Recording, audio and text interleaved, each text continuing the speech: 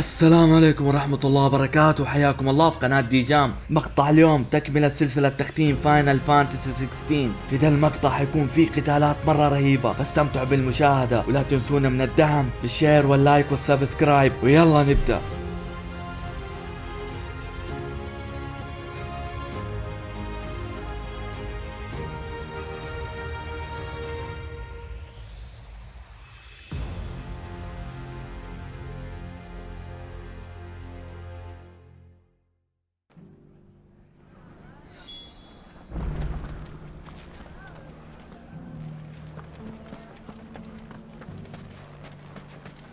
If all of us continue to work together in defending town. You fought very bravely. Safety of the town is in our hands.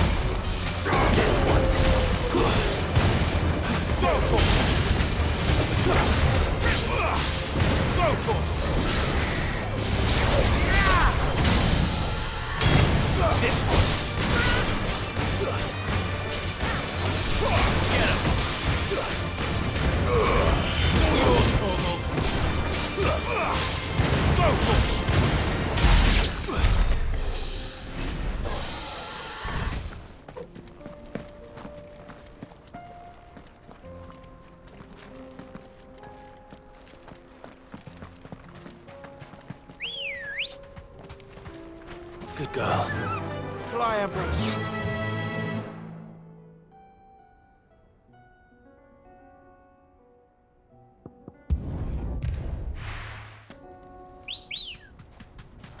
Good girl.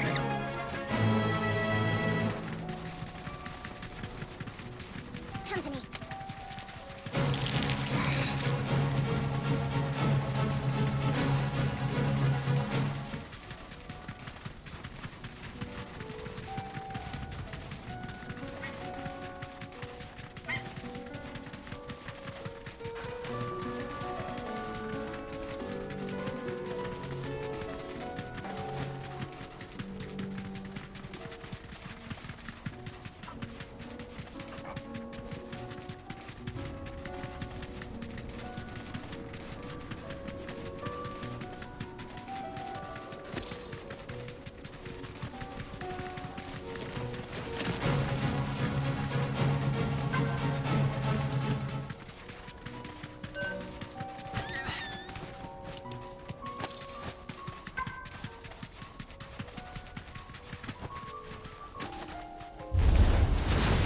Got company! Come on, lads, let's tear the bastard's head off!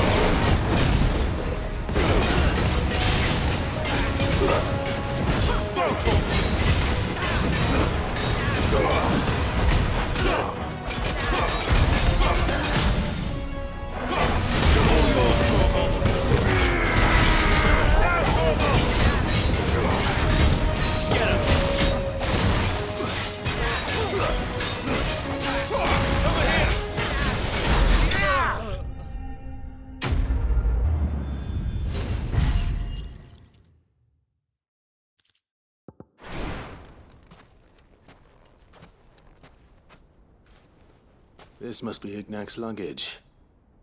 Nothing seems to be damaged. All right. Let's get it back to Dalamil.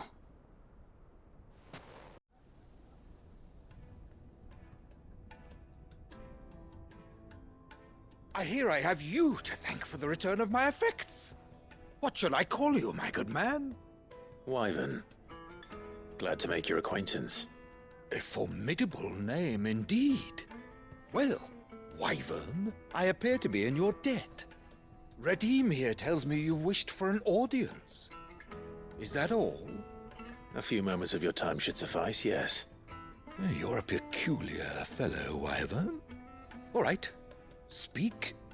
Master Wyvern was wondering if you could tell him about a certain single-edged sword you recently acquired. Oh, a true work of art, that one. Karen drove me hard on the price, but I would have sold her Radim here to get my hands on that sword. It was made in the Outer Isles, far beyond the Twins, and is used exclusively by the practitioners of a unique school of swordsmanship. They believe no combat should ever exceed a single strike and hone their blades to such perfection that none ever does. Each sword is made for that one perfect stroke, and for that stroke only. They crack upon a second blow. There's a brutal sort of beauty to it, really. But how do they hone such an edge? Fine question. Why, they use a whetstone, of course. Whetstones, rather. A whole array of them, ranging from the coarse to the fine. 10,000 licks with the sharpening stone, then 10,000 more. But it is the final stone which lends the blade its legendary sharpness. A mineral quite foreign to this great realm of ours. And that is the key. The secret ingredient. Wyvern, it occurs to me that my little lecture is hardly equal to services rendered. Take this, together with my regards. The very stone of which I spoke, far rarer among collectors than even the blade itself, and a far more fitting payment. Thank you. Pardon the intrusion, my lordship. However, it is long past time we prepared ourselves to depart. So it is. I am locked in bitter competition with a rival collector of curiosities. I am one step ahead of the unscrupulous scoundrel, but he is hard at my heels. Are there many other collectors out there? Too many to count, but only one do I consider my nemesis. Lord Byron Rosfield. And is a perennial thorn in my side. I can imagine. Farewell, Wyvern. May our paths cross again. Radim, we mustn't dawdle.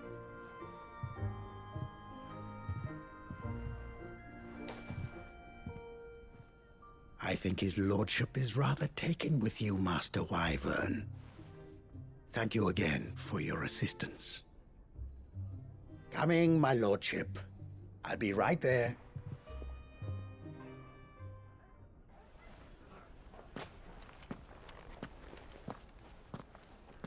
Trust Uncle Byron to find such an interesting rival. Now, let's see what Blackthorn makes of this whetstone, shall we? If all of us continue to work together in defending Lab.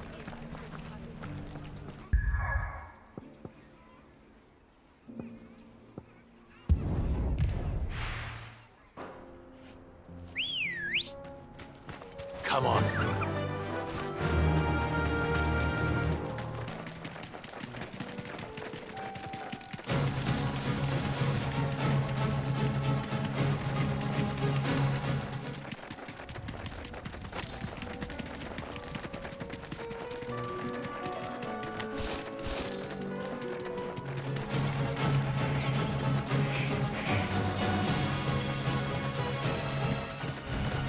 Mistakes.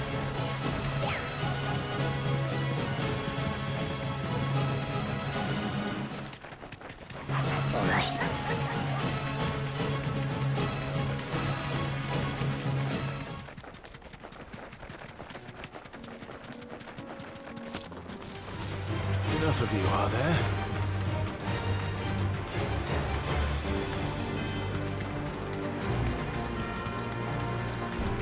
No holding back.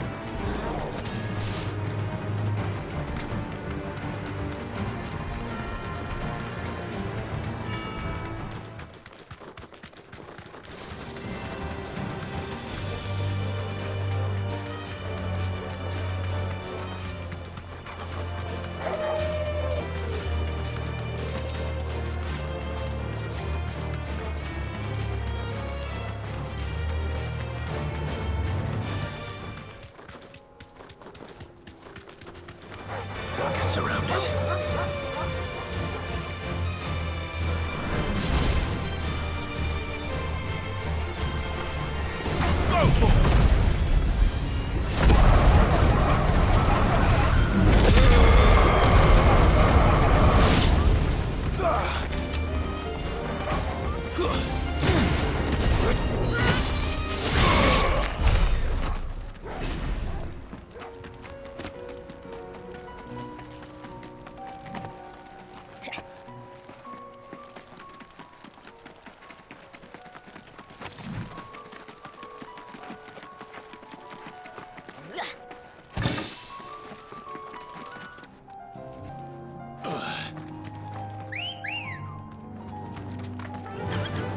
Run like the wind.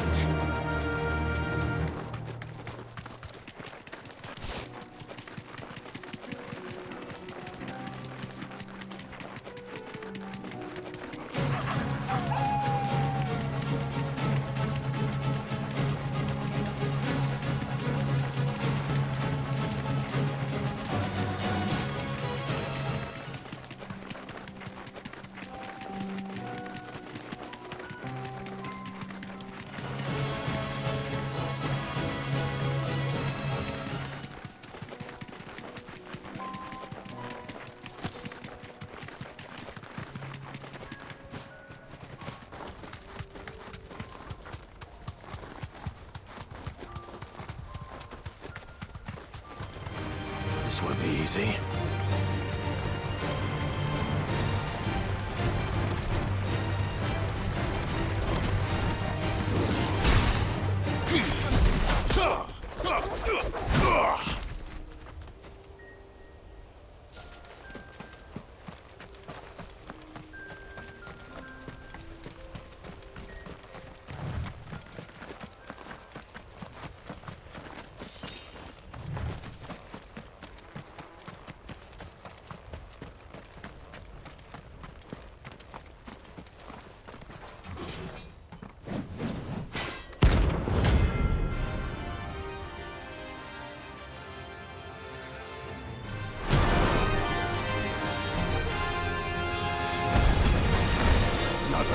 Forsaken soul, eh?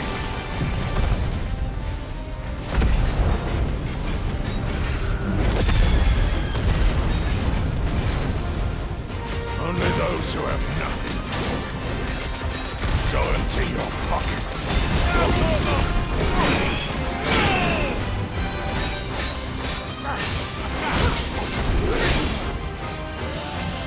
Honor's well graced. Let's have some fun. Over here.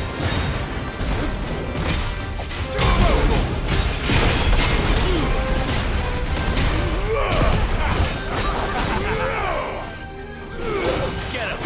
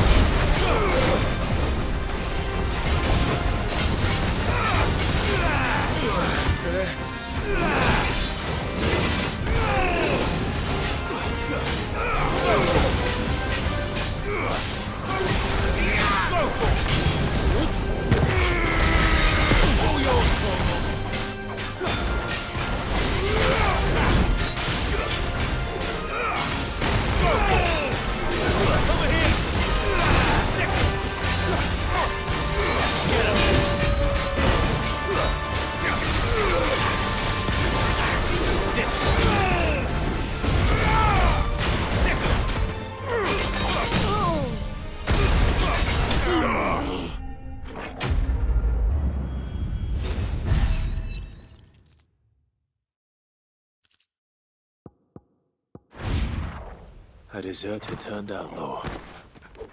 We were more similar than he knew.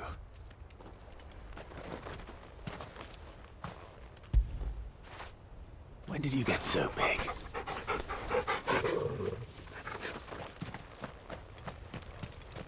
This is no time to ride.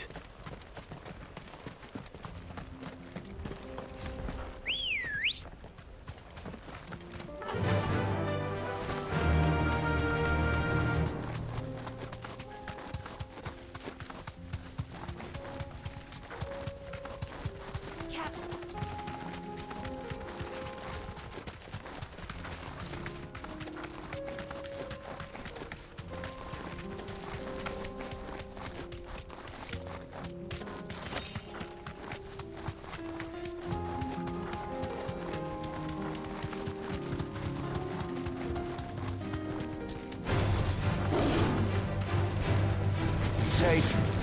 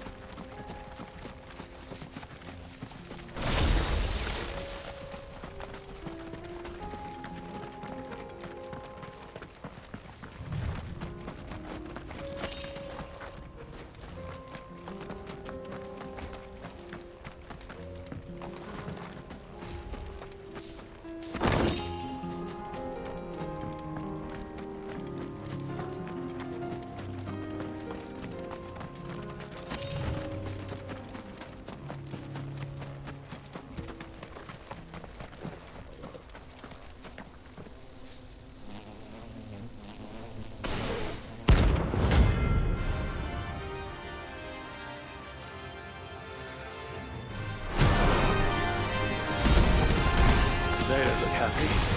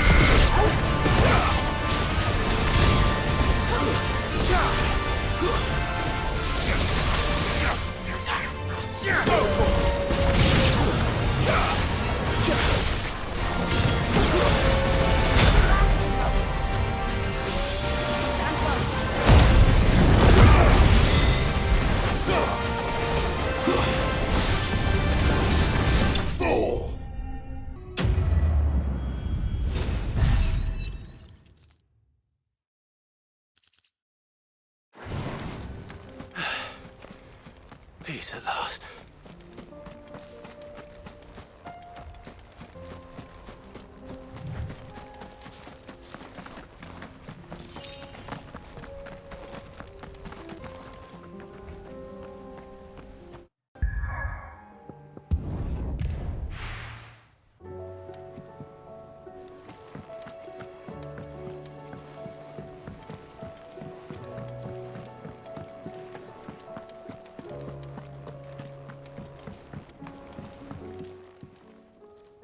Sorry for the wait. But hopefully you'll agree it was worth it. You learned something about that sword then? I did better than that.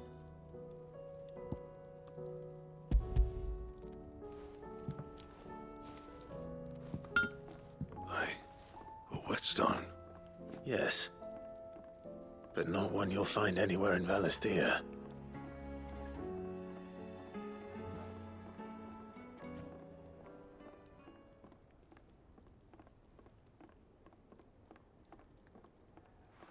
No wonder I couldn't get the same finish on the grinding wheel. One hit and all done, eh? Might not be so bad if all you ever fought were duels. Good luck on the battlefield. Your second opponent would be your last, no matter how good you were. Even so, is there some way it could be used to give the curse breakers an edge? I think so, yeah. With this whetstone and the right kind of steel, I could probably even make a twin of the blade that rattled me. But there'd be no replacing this little rock once I worn it down to a sliver. I reckon we get a dozen swords from it, if that. Swords that the curse breakers wouldn't know how to wield properly, and that would see them through a single fire piece. Nah, no point trying to copy that thing. Be about as much use as a wax anvil. But finishing our blades with a whetstone this fine, now that's something to consider. And what's finer than fallen masonry, eh?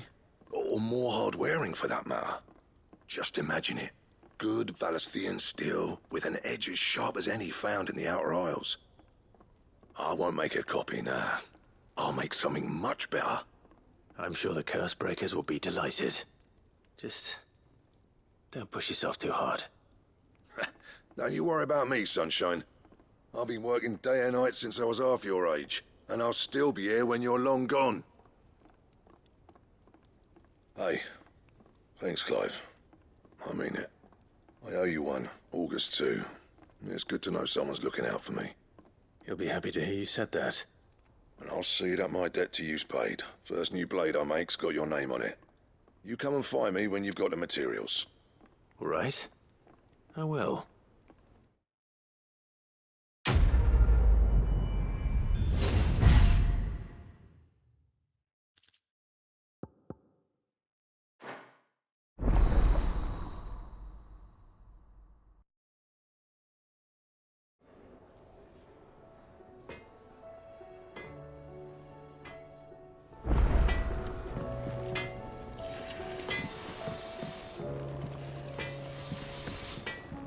Trouble with your gear, or something for you, dear?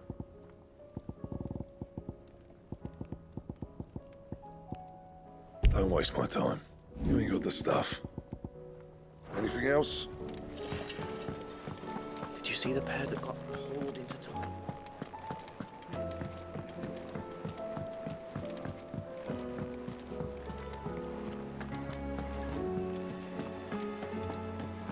Did you see that? Tell me you saw that.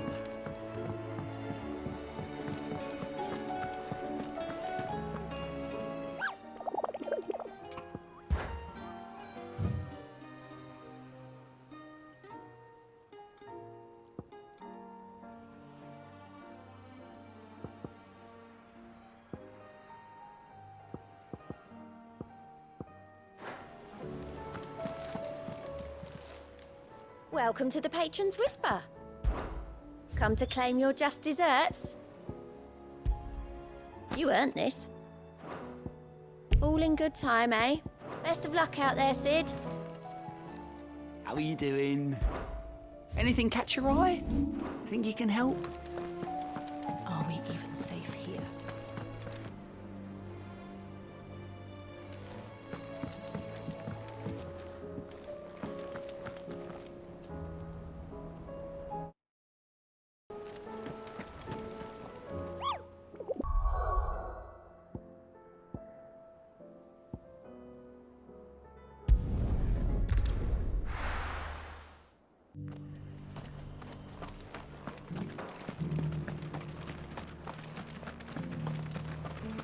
And some of your numbers serve the sheep.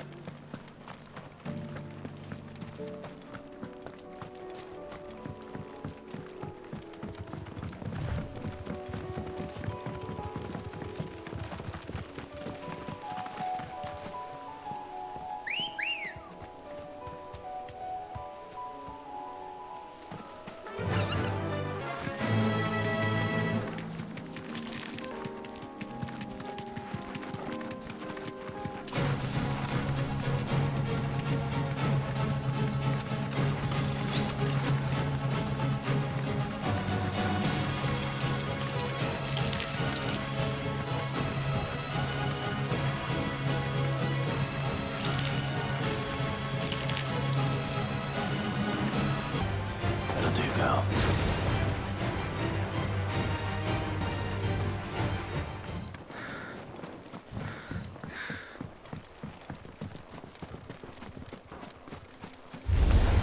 Time to fight.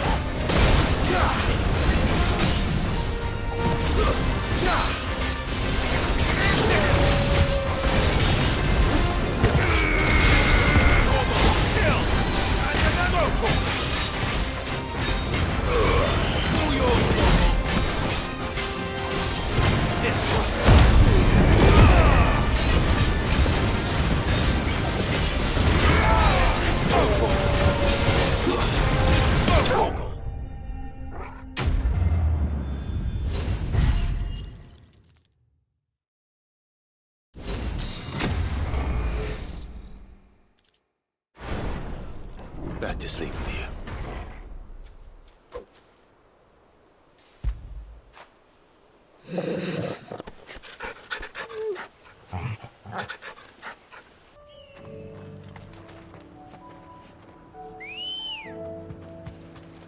Come on.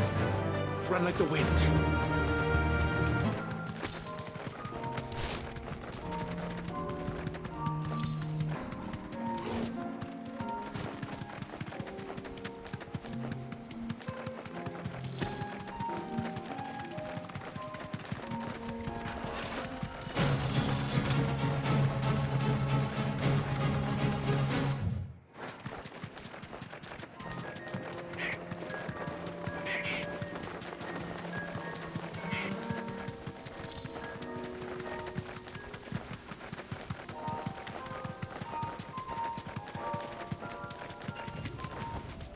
I can walk from here.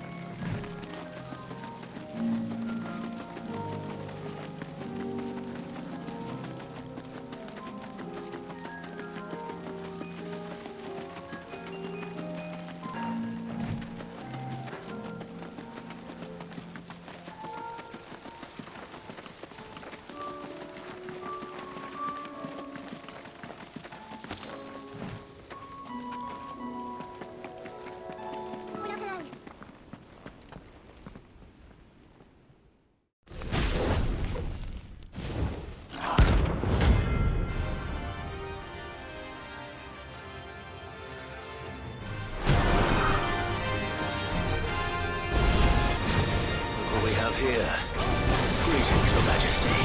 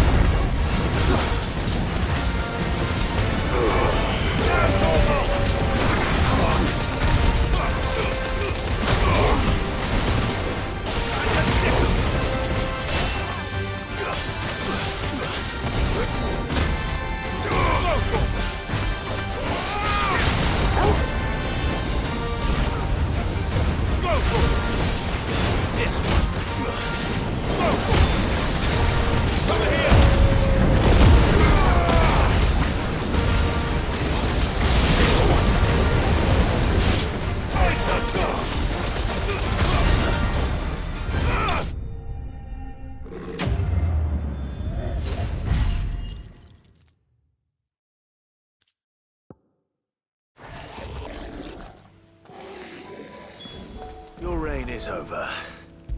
Now to collect the ash. This looks like the stuff. Let's see if there's any more.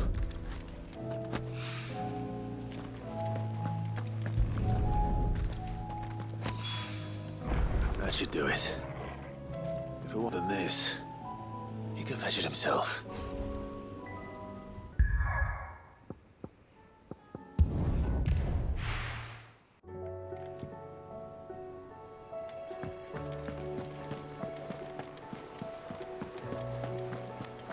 Did you see that? Tell me you saw that.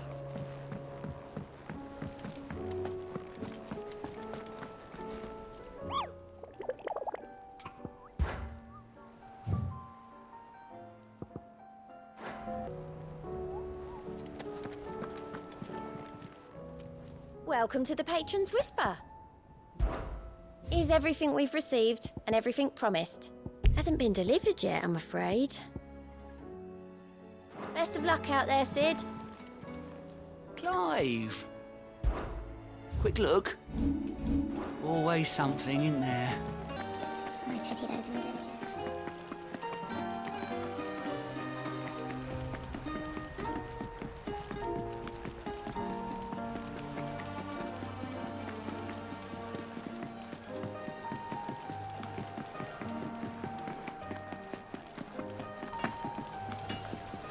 What do I owe the honor? So, will it be?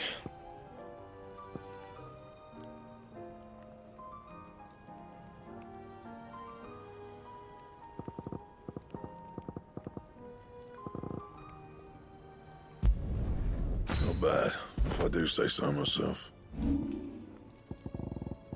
Anything else?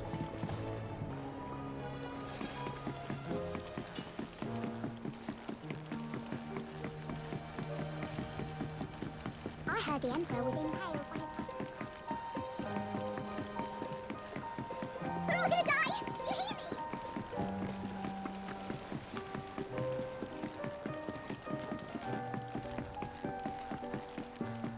All this fuss over a few dog. All right there, Sid? How's that hunt for the bomb ash going? I have it here.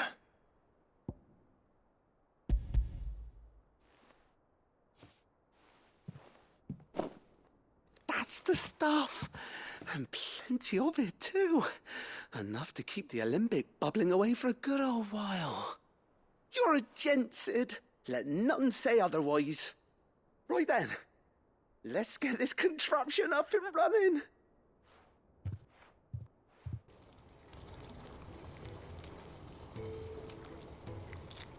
There we have it. The Telemon Malembic. And it works just like the chief said it would. Very impressive. Says the man who cut down a burning boulder. Speaking of which, I still haven't returned the favor. There's no need. The good it will do for the hideaway is reward enough. Don't be silly. Why don't you let me take a look at that bag of yours? The one you keep your potions in. Reckon I could work some magic on that, huh? What kind of magic? Well, we happen to have isolated a substance in our test run of the Olympic that I reckon will make even the toughest lever supple as anything. Thought we might use it to breathe new life into old boots and the like. Save the hideaway a few gil. But I reckon if we slap a bit on your bag, it'll loosen it up enough for you to squeeze in a bottle or two more. Well, it can't hurt to try, I suppose. That's the spirit. Leave it with me. I'll only be a mo.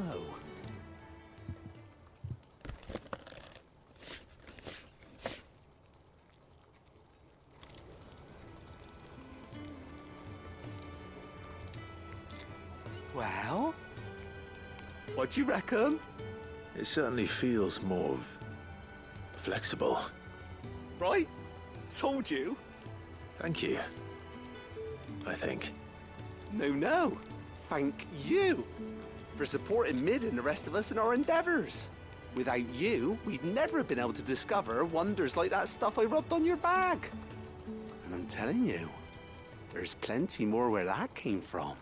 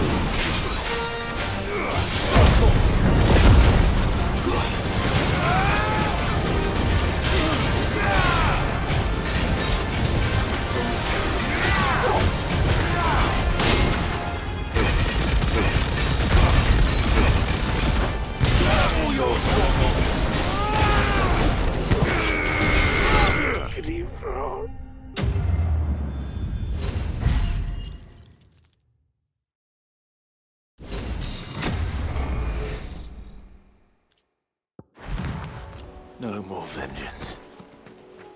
No more war.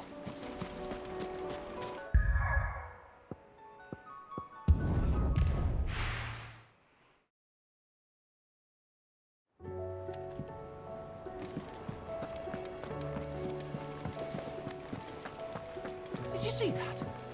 Tell me you saw that.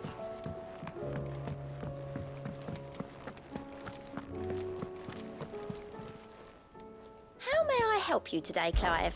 Is everything we've received and everything promised? Hasn't been delivered yet, I'm afraid. Best of luck, Sid.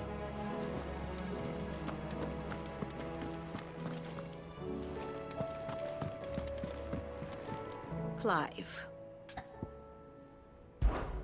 Allow me to educate you.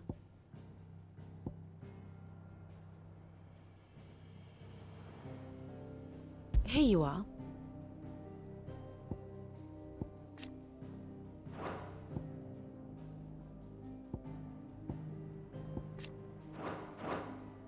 I have the details here. Very good.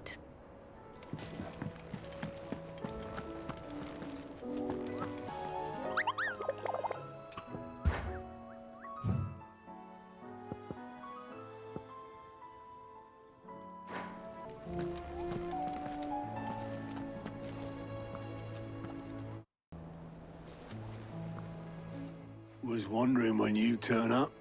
Hellos from all our friends thanking you for your timely intervention. How is it you always manage to arrive at just the right moment? Luck, I suppose. Any word on the rest of the realm? Let's see. Storm's still crying out for mother crystals. The nations are still in chaos. And the skies are still the colour of a kick in the kidneys 2 days on. So... Right. Clive, we knew this was going to happen. Well, not the bleeding skies part, but you take my point. Now's not the time to second-guess yourself. Now's the time to visit the infirmary. Talia says your brother's awake. Thank you, Otto.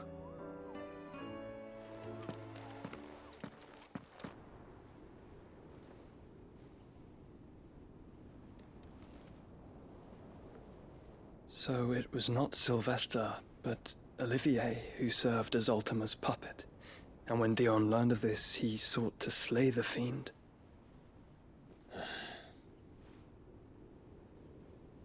Only for his father to take the spear that would have freed him. Enough to drive a man to madness. Small wonder he hasn't stirred.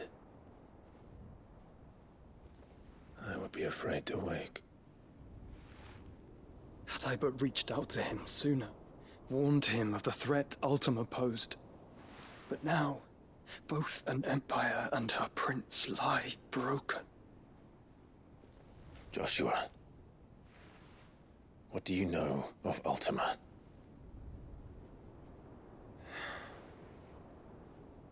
Very little, I'm afraid. Despite my best efforts. 18 years ago, as I lay buried beneath the rubble of Phoenix Gate, 'twas not death who came for me, but another. And it was while in my rescuer's care, I first heard of Ultima. I've been chasing his shadow ever since. Ultima is driven by some deep, dark purpose, and for whatever reason, it would seem you are crucial to his designs. He will stop at nothing to have you, even if that means toppling an empire. But why me? What possible use could I be to such a creature? That is one of many answers that have eluded me. Yet, I am certain of this. It is not mere chance. You were chosen for a reason. All dominants carry within them the might of an icon. Nigh limitless power that is at once acutely limited. I wield fire, and only fire. And I only ice. 8 wardens for 8 elements. But you, Clive. You are different. You're special. Your abilities begin with the flames of Ifrit. But they do not end there. The fact Ifrit can even exist goes against everything we thought we knew of dominance. Perhaps Ultima has been waiting for one such as you, whose potential is truly limitless. I've encountered that thing several times now. If it or he, as you say, needs me, why hasn't he claimed me as he did the boy? Were I to hazard a guess, I'd say the two of you are somehow incompatible. His mind not properly attuned to your body. His mind? Mind, awareness, spirit, call it what you wish. But I believe Ultima to be an embodiment of the concept. It is why I struggle and fail to contain him here inside me. I'm sorry. Inside you? With every setting sun, I feel my strength wane. And though the Phoenix's flames mend the prison I have made for Ultima, they do so at a cost. We must find a means to bring an end to him before I meet my own. What were you thinking? It was that or let him take Clive. And I've always had a soft spot for my brother. But that doesn't mean you should sacrifice yourself to save me.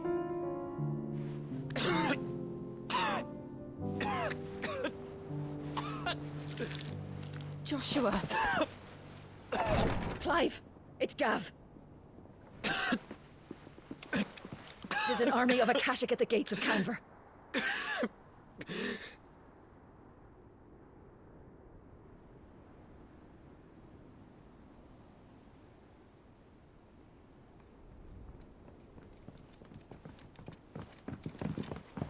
Well, what's the short of it? It's all Tyre told you. The capital of the Free Cities is under siege by an army of monstrosities. The city guard are doing their best to stem the tide, but numbers ain't on their side. What of Lord Byron and Mid? Were they able to escape? No, but they're all right for now. They're hiding with Gav at midship. We have to get them out of there. And we shall. Otto, prepare a Stolas. Tell Gav to stay exactly where he is. Understood. Vivian, what's the swiftest route to the Free Cities? That sounds like a question for the map. Look here. This road, through Tabor, should provide the least trouble. Good. What a coincidence. Tabor is exactly where I'm bound. Joshua, bed is where you should be bound. You don't think I told him the exact same thing? Were Tyre not such a talented healer, I would surely have been inclined to agree. But, thanks to her ministrations, I feel I may safely rejoin my attendant, who was to wait for me in Tabor if we became separated. All right, we travel together. Clive! If he stays close to me, he'll be fine. Thank you, brother. I'll look after him.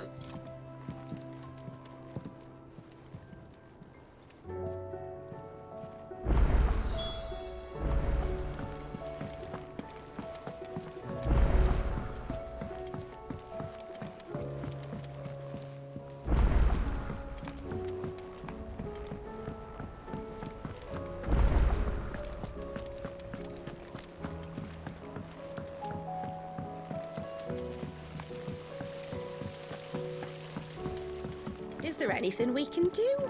It doesn't feel right sitting around waiting for the world to right itself. Might be Goat has some work. That, or you could join the curse break.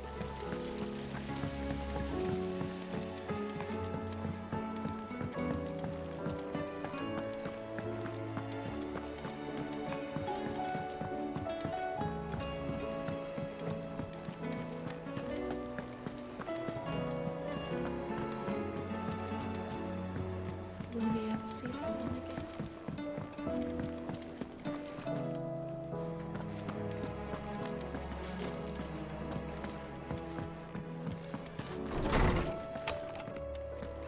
There's a storm coming, Sid. Will there be... Sid, perhaps you can help me solve a mystery. I can certainly try. Who's gone missing this time? It's not who, but what. Mid's scales, the ones she made for her workshop. I borrowed them to teach the little ones about weight, and shortly after the lesson, well, they vanished. My first thought was that they'd taken them off somewhere to play, but when I asked, they swore they had nothing to do with their having disappeared. Which almost certainly means they had everything to do with it. Perhaps a visit from Sid will jog their memories. I think it just might. Thank you. I don't like to imagine that my pupils would lie to me. But if they have, I'll have no choice but to discipline them accordingly. They were in the atrium when I last saw them, as always.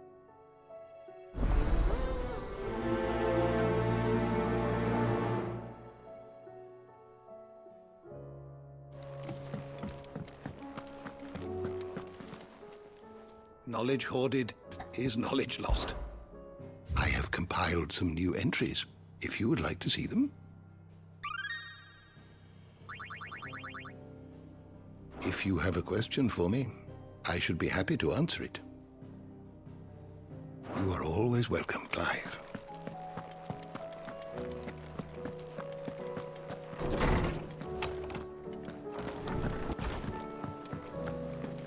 Seems the hideaway's lost its appetite.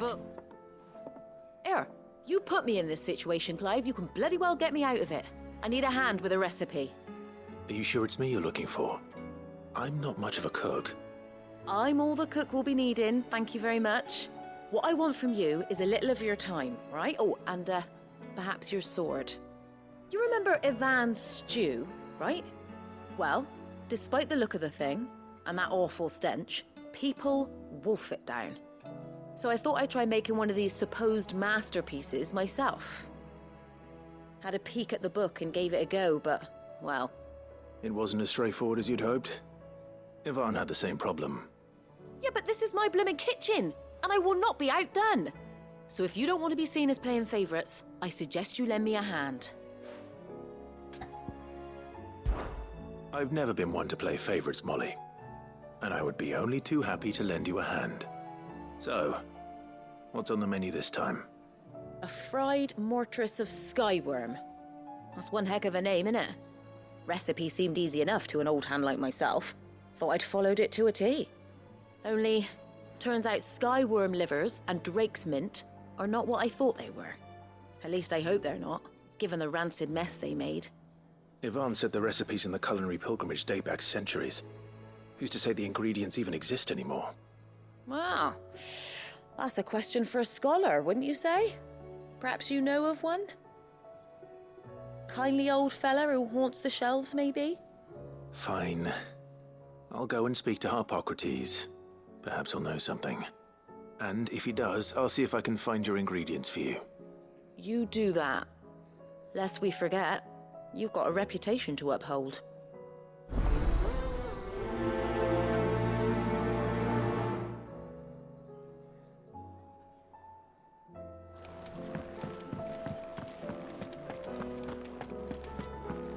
Did you see the pair that got hauled into tires?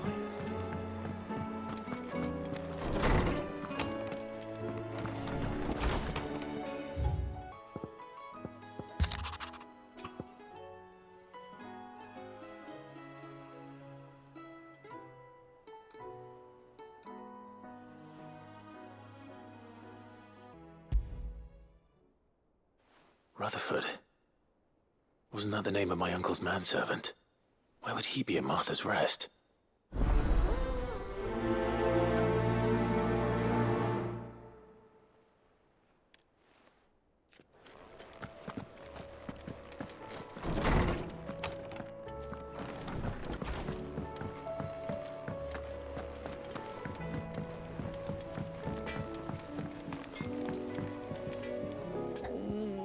What am I gonna do?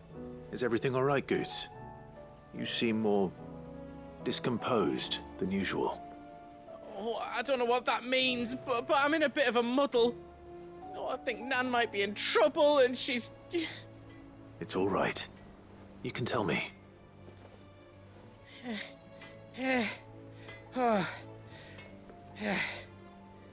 There was a trader came by. One of our usuals, like... Said he'd heard some rotten rumours about her down Dallymill Way. Folk are saying she's been selling to bandits and cutthroats and that. I mean, she's fond of a chance to make a coin or two, aye, but she'd never do business with baddies. Especially not the kind who go hurting people who haven't done out.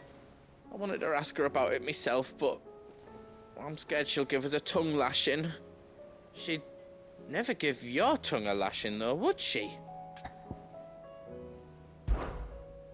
Don't worry. I'll speak to her.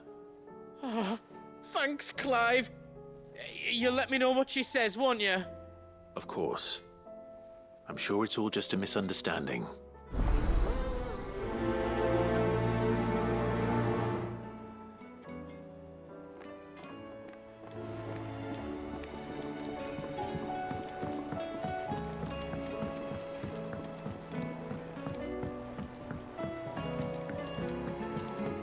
I heard the Emperor was impaled on his...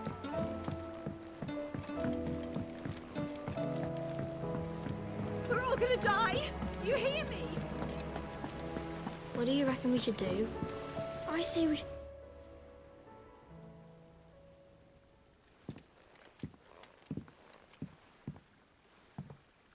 Sid! Hard at your studies, I see. What is that? It's not a set of scales, is it? No. Of course it isn't. Well, not anymore, it's not. Oh! And just how long hasn't it been one? We're sorry. But we didn't break them. We dismembered them.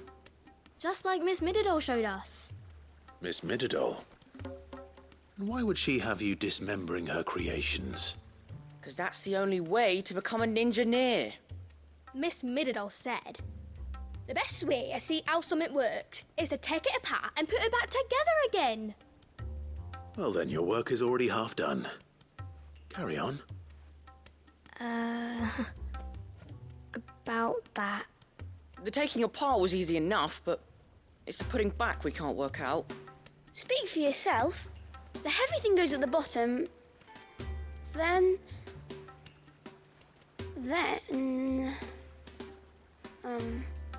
You three need to learn to take responsibility for your actions. So let's have a look at these parts with fresh eyes, shall we?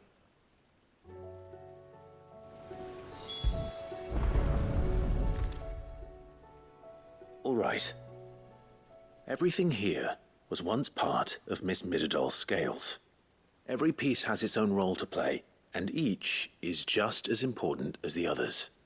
If even one of them is missing, the scales won't work. So let's think about what those roles might be. You already know one of the pieces, the body. Its role is to support everything else. But what of the others?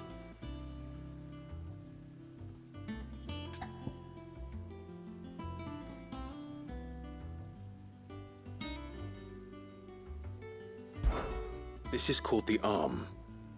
Why do you suppose that is? It doesn't look much like an arm. You're right. It looks more like a wing. Like a chocobo wing! You've ridden a chocobo before, haven't you, Sid? Will you teach me to ride one day? I'll think about it. Now, what do arms do? Hold things. So wait, maybe this arm holds things too? Good thinking. You're on the right track. These round parts are called the pans. You all know what a pan is, don't you? I do. Molly uses them in the kitchens to fry bangers. But these aren't for frying bangers, you idiot. They're for weighing stuff. But what if I wanted to weigh Goots? I don't think he'd fit on that little thing. Probably not. What are the chains for? Holding the pans up? Well spotted. Which means something must hold the chains up in turn.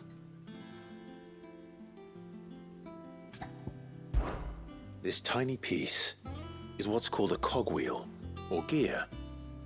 Have you ever seen one before? I have. Miss Mididol's dungeon is full of them. Most are on the floor. She puts them in all her inventions. They spin round and round and round and round and... That's right. They're very useful when you want to make things move. Do you remember if there was anything on the scales that moved? I remember the arm moved when I tried weighing an apple. And then somebody ate it. Not my fault. You shouldn't have tried weighing it before lunch. You know what part's supposed to move and how it's supposed to move. So, let's put the pieces together first, see what doesn't move, and then stick the cogwheel to that. Not a bad idea. You see? It's not so difficult. So, now that we've taken stock of the parts and learned what they do, what do you think? I think we've got it. Then here's what we'll do. You tell me what goes where, and I'll put the scales together. Well, obviously you need to start with the body. All the other pieces fit onto it, don't they? And the arms go on the body, just like real arms. Or wings, if you're a chocobo. And then the arms hold the pans by the chains. Very good. Let's see if that works. There. All finished.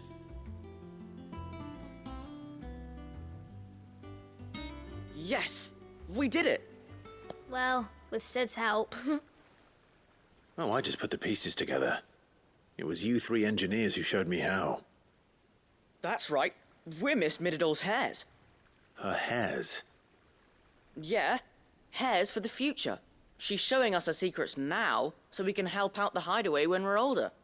What do you think, Sid? Are we almost ready? With a little more help from Miss Middledol and Miss Shirley, I'd say it won't be long at all. You hear that? It won't be long. Until then, though, do try to be honest with Miss Shirley.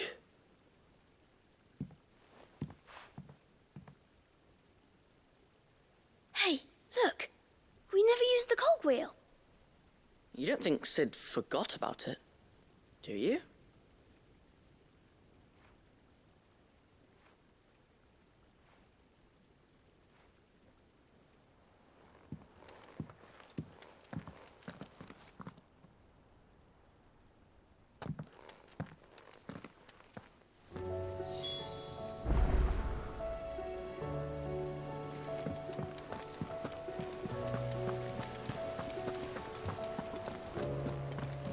We're all gonna die! You hear me?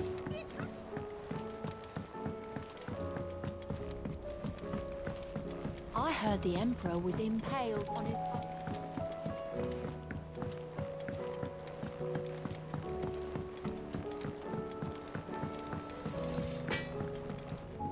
Yep. What's that for you, dear?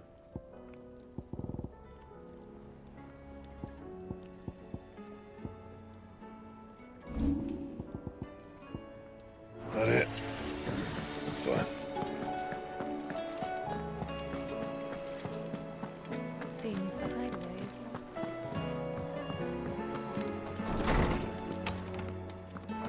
Is a storm coming, Sid? Will there be... Well, did you solve the mystery? It was as you thought. The children had the scales, or the parts of them at least. They dismantled them to see how they worked. Oh, no, Mid will have my head. Thankfully she won't. This might even have been her idea. Although I was the one who ended up teaching the lesson. I'm so sorry, Sid. I know how busy you are. I shall see that the children are properly punished. Please, there's no need. Mid seems to have taken the three of them under her wing. She's even calling them her heirs. She'd have them follow in her footsteps. And her father's. I see. Sid, do you know why Mid has been spending so much time at the hideaway of late? She told me it was because her studies have been interrupted by events in Canva. Is that not true? No, it isn't. The university offered her a commission. In exchange for full tuition, room and board, they asked her to oversee the design of several new war engines. To anyone else it would be an opportunity, but to Mid, who lost both her parents to war, it was a bitter pill. One she was none too keen to swallow. But that should come as no surprise. She's only ever cared about bringing people hope. The very last thing war can be said to do. Which explains her heirs. She's working to give them a better life. And so should I. What's the odd engineering lesson?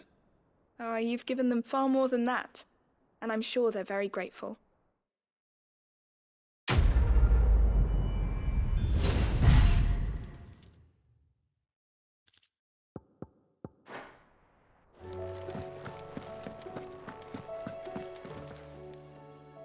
Lawsman Harpocrates.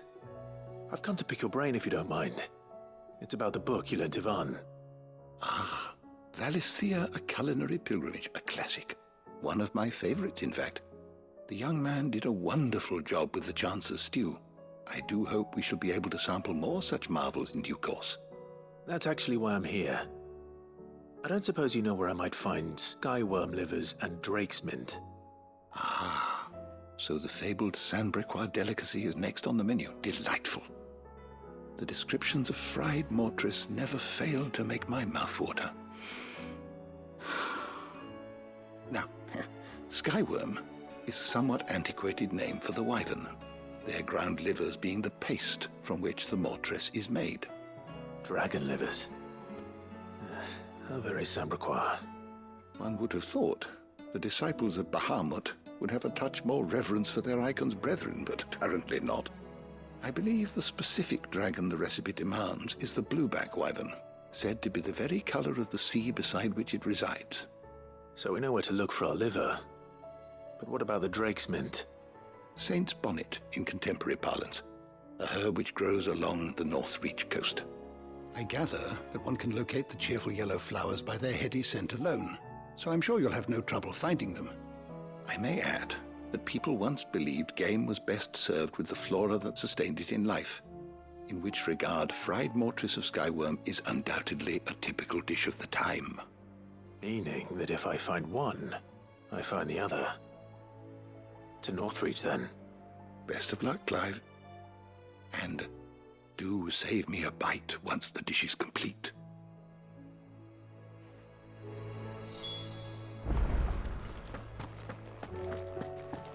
Is a storm coming, Sid?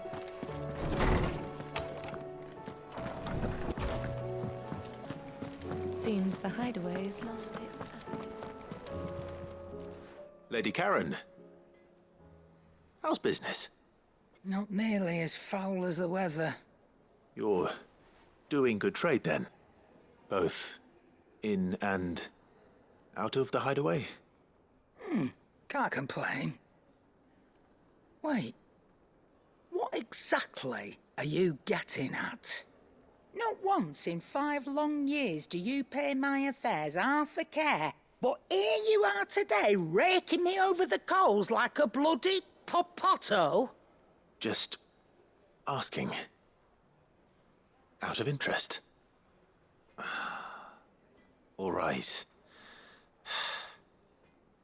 I'm here because I was told that certain rumors have been circulating.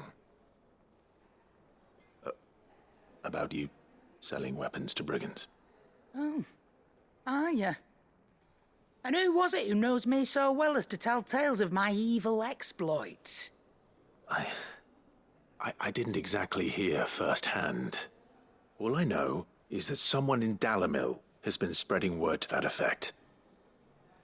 And what? You believe it?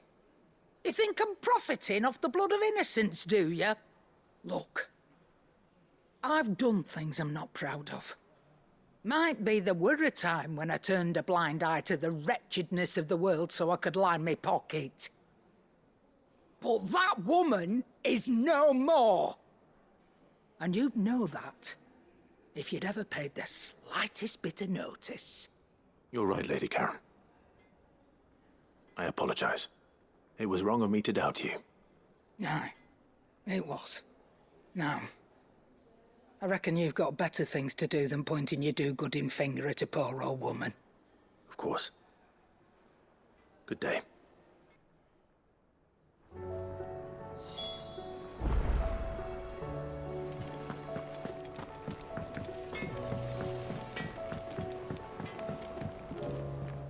I spoke with Lady Karen. What did she say?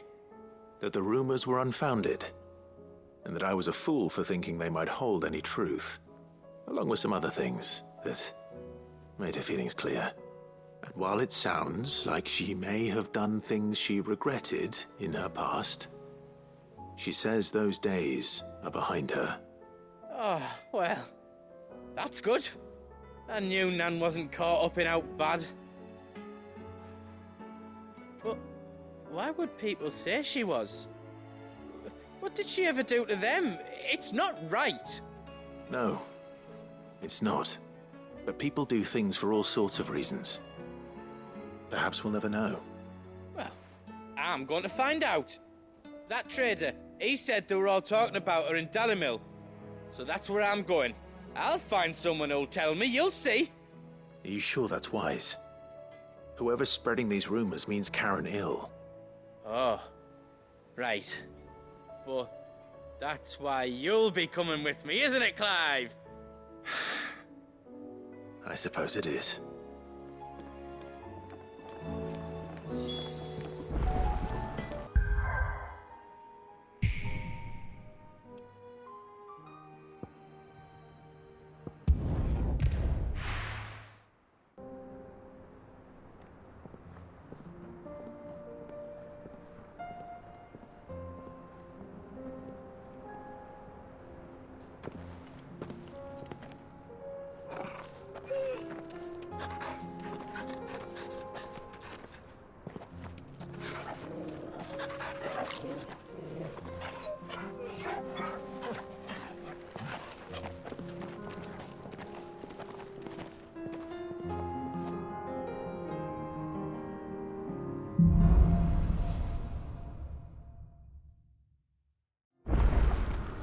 It's like a dream. The four of us out walking like we used to. Enjoying this, are you? Gav and the others could be in danger as we speak. You're right. I'm sorry. Yote is a fine scout. If Canville was attacked, she will already have begun gathering information. Tabor isn't far. We should pick up the pace.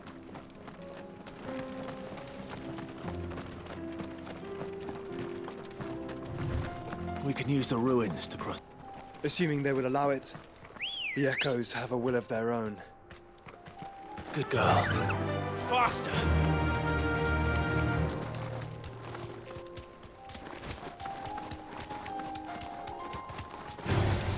All right.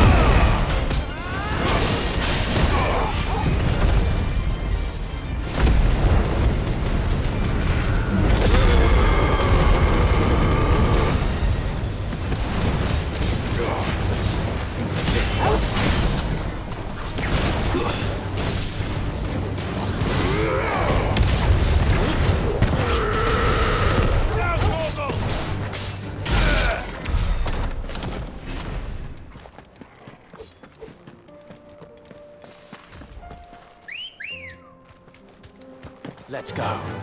Run like the wind.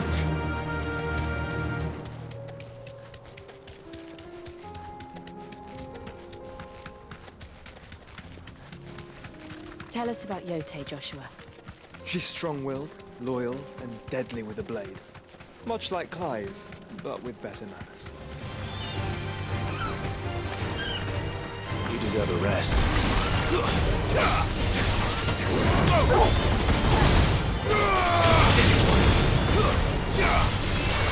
Over here!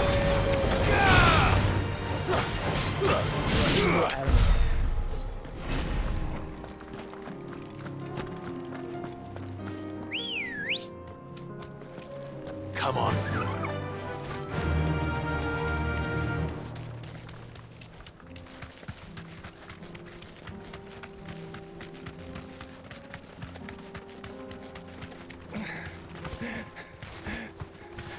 safe.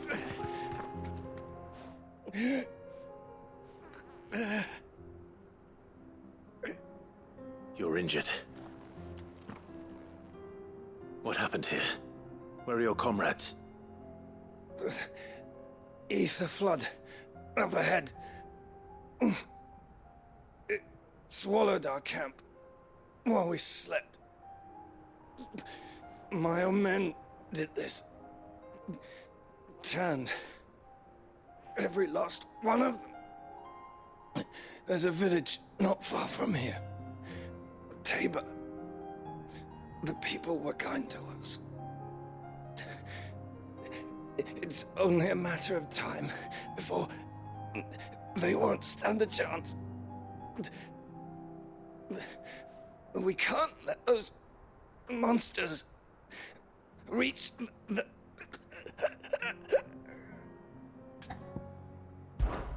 I'll go. You catch your breath. Thank you. Our encampment is up ahead. Just off the track. They must not reach Tabor. Forgive me, Lord Kupka. Rest well, soldier.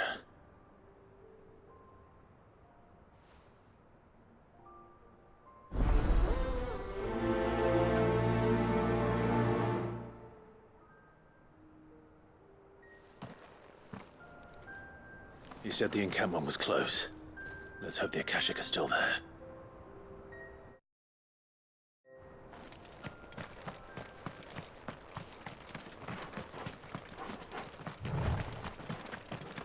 Another ether flood. They're everywhere now. We can't go round it. Then we'll just have to be careful.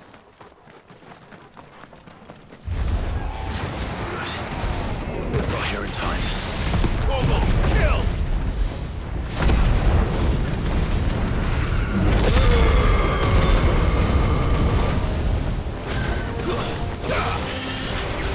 This one.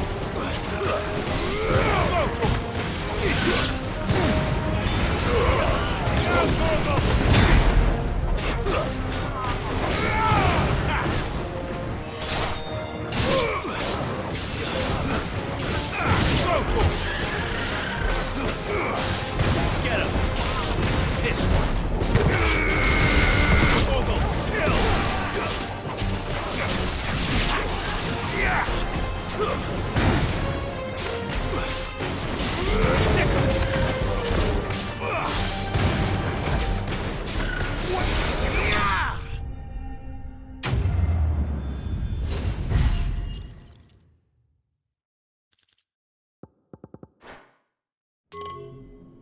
Is someone there? Please, I can't move my leg. That doesn't sound like an Akashic.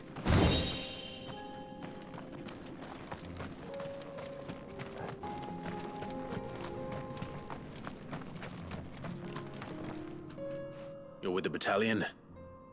I am. I heard the fighting. Are the others? Taken care of. One of your brothers in arms told me what happened and asked for help. Another survivor? Where is he? Tell me. His wounds were too deep.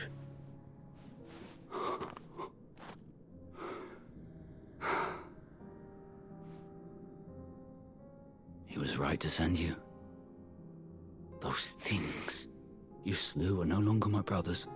Tabor is safe thanks to you. Here, you've earned it.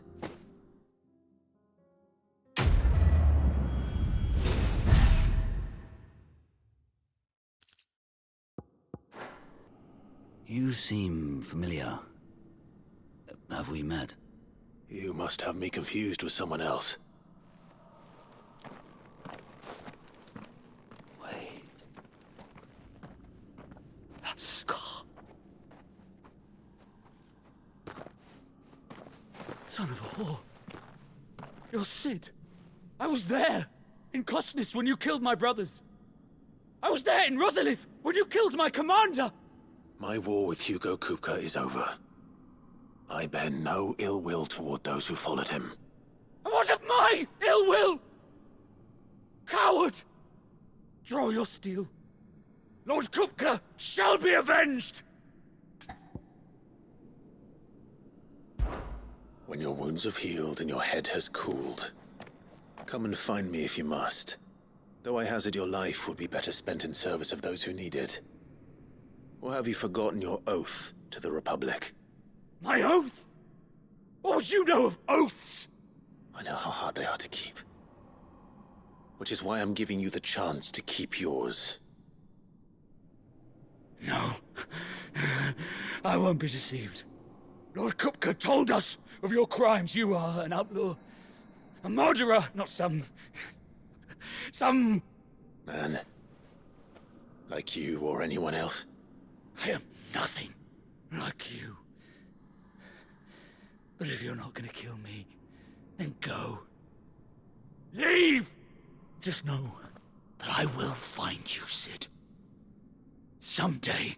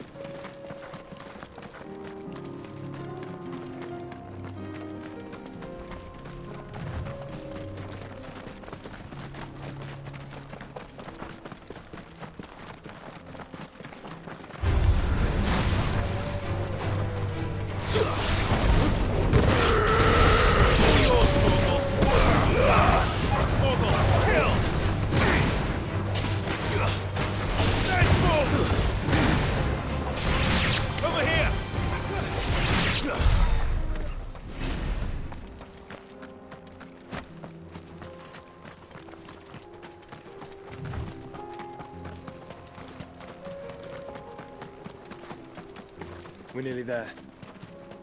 Have you been to Tabor before? There are a few places I haven't.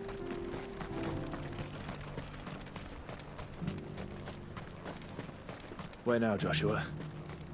There is a residence just inside the city gates. She awaits us within.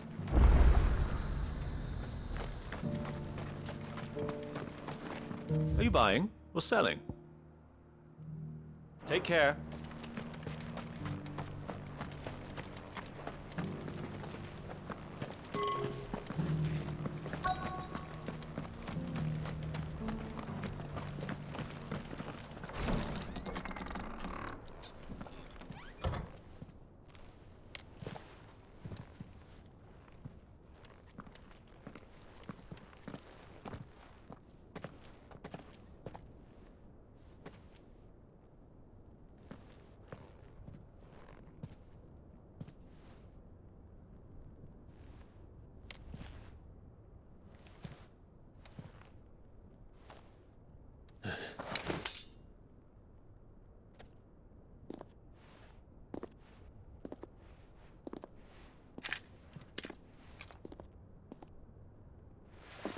My Lord Marquis, it is an honor. I am Yotei, Knight of the Undying, charged with the protection of His Grace Joshua Rosfield, Keeper of the Flame of the Phoenix. Of course. It all makes sense now. Would you care to elaborate? The Undying are loyal servants to the ducal throne. Or more specifically, to its heir. They have served our family for generations, albeit from the shadows. Since their inception, they have been tasked with the preservation and enactment of the rites of ancestral communion. After the events at Phoenix Gate, it was the Undying who delivered me to safety. And since the day I left Rosaria, Yotei has been my constant companion and protector. Without her sword, I would not have survived my journey across the realm. Rise, Lady Yotei.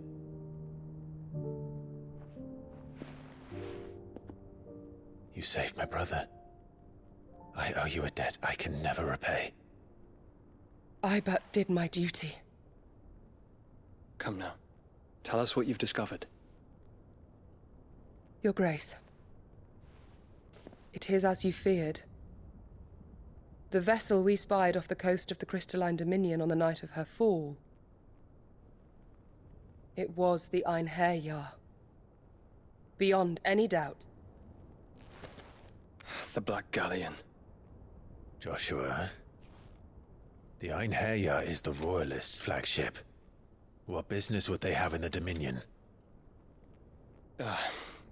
Upon learning of Waloed's involvement in recent events at Drake's Fang, I sensed the malign influence of Ultima, and bid Yote and the Undying look into the matter. We have reason to believe that the Black Galleon weighed anchor shortly after the fighting began, and set a course due south. For Canva. Then it is Waloed knights who besiege the cities. What is left of them? Yes. And the Black Galleon sails at but one man's behest. Barnabas Tharm.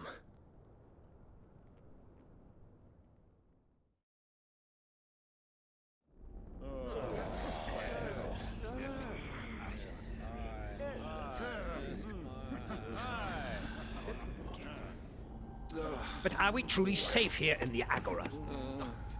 The city guard have been paid, if that's what you're implying. All the more reason for them to run. Well, you are free to leave, Lord Minister. Markets abandoned, warehouses aflame, blackened hulls choking every port in the capital. Canva is ruined. The realm teeters on the brink of chaos, and all you can think about is commerce! Forgive us. We were not aware Dhalmekia now subsisted on charity. How dare you?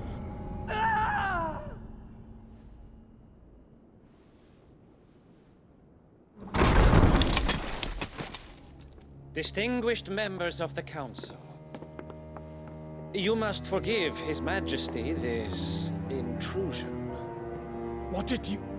What is the meaning of this? A trifle crowded, but I fear it will have to serve, my liege. Very well. My colleagues, do you not see? The King! He has come to save us from the Akashic!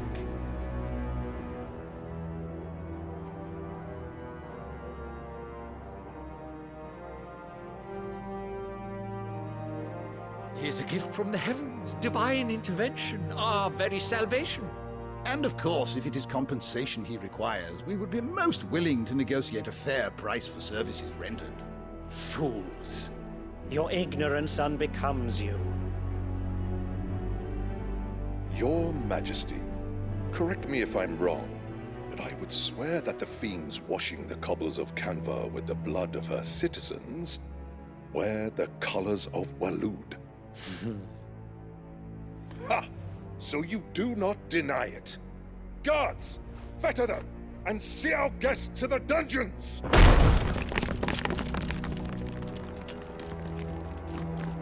Enough.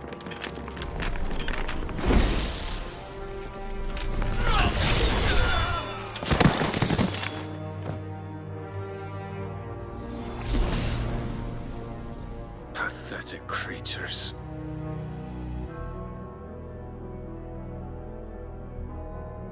That you should imagine yourselves worthy of salvation. The girl is still here, somewhere in the city, her consciousness fair dripping with her late father's hubris. A consciousness to which Mythos is inextricably bound and inexorably drawn. See that he is made welcome. Yes, Your Majesty. Come, Mythos. Surely the prince's light cannot have sated you.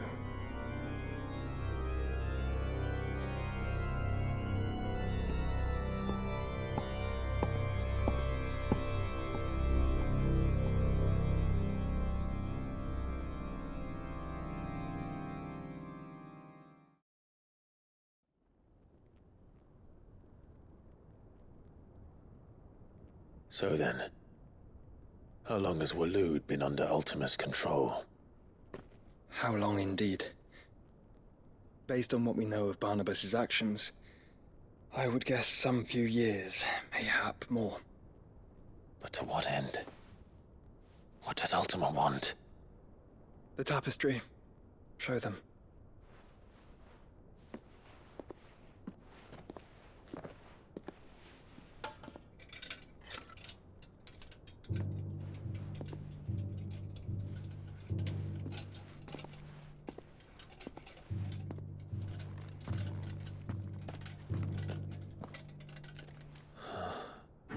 By the flames.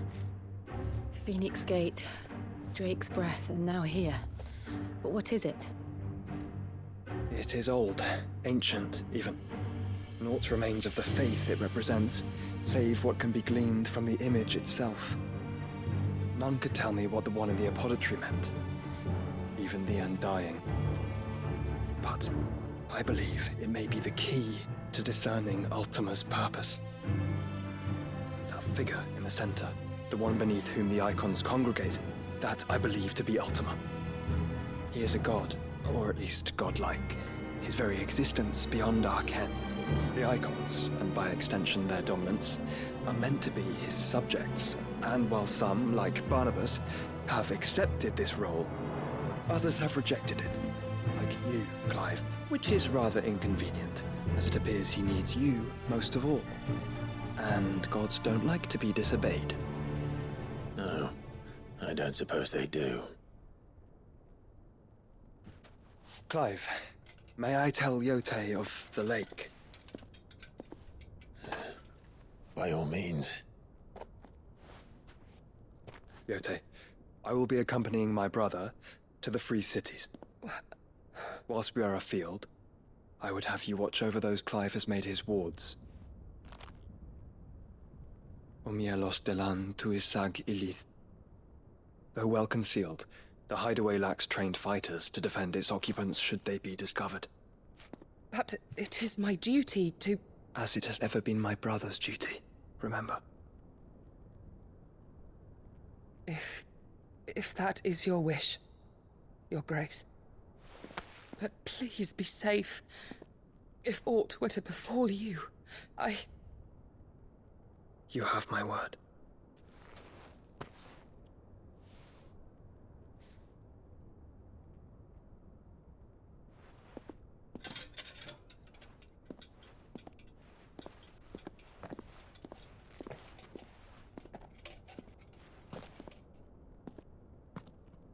Farewell, my lord, my lady.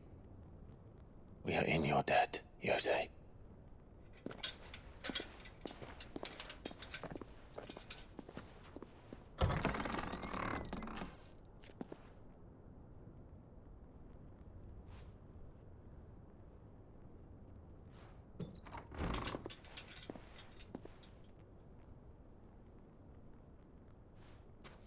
Let's find our friends.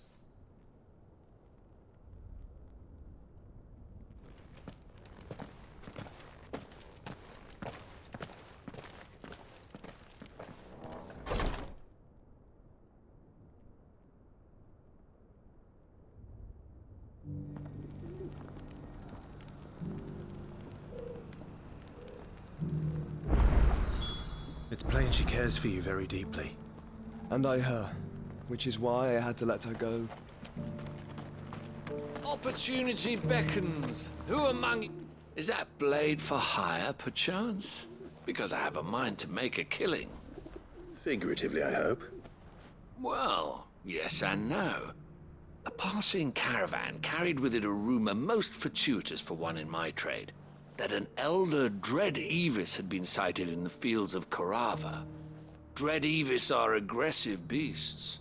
Compelled as they are to acts of violence, few survive to maturity, but those that do develop a hide of phenomenal value. A hide you want to sell? Eventually, yes. Though I would have it tanned first that it might be crafted into marvels the likes of which the world has never seen. Dread Evis skin is a rare thing indeed. but the worked hide of a well-aged beast. Now, that would fetch such coin that Gilbert himself might weep with envy. Bring me that beast's skin, and I will share with you the bounty of our combined labors. All right. I'll hunt your Evis. Of course you will. When one lives in such troubled times, it is a fool who lets opportunity slip his grasp. Leave Tabor through the east gate, but take the path that branches west. Once you reach the checkpoint at Tovany, you are a mere stone's throw from the fields of Carava. I eagerly await your safe, and above all, triumphant return.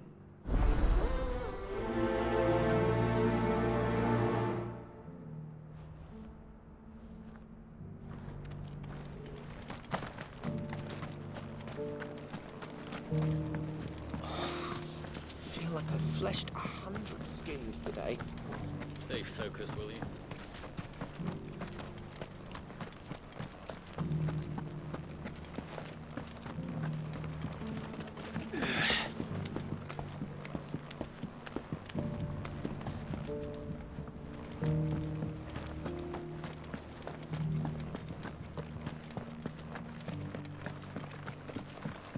You! Finally. No one was paying me the slightest heed. Is something wrong? At the university, the students would hang on my every word. Sadly, this far from home, I'm just a vagrant greybeard. The university? You're a scholar. A specialist in ancient cultures. The most accomplished in all Valisthea, some have said. Not that I look the part in these tattered rags. In my heyday, no obstacle could have kept me from my studies. Yet here I am, a wizened windbag, bested by the many steps of Tabor. The answers I seek lying just beyond my enfeebled reach. Would you do an old man a kindness and brave the stairs in my stead? You'll be amply rewarded, of course. Climb the stairs and... And memorize a few inscriptions for me, assuming you know your letters, that is.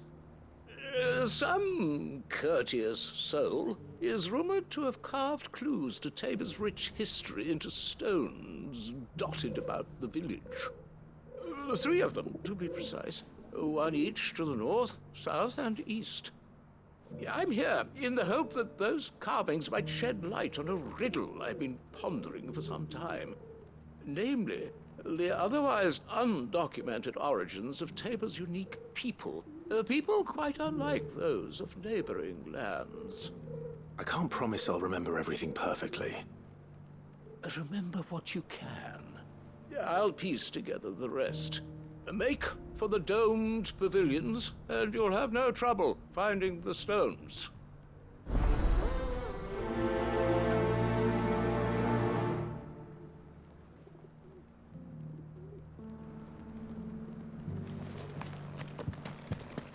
How are those new boots treating you?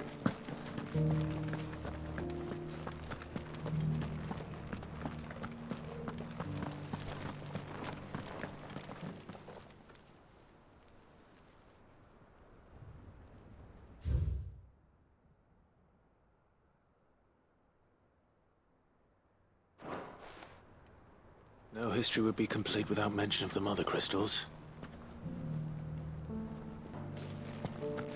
Why won't the sky go back to how it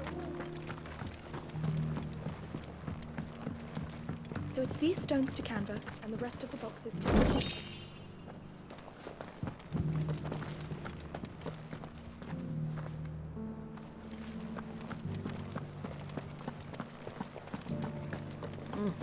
Not a scratch on them. Have you noticed the Elder has been coughing less?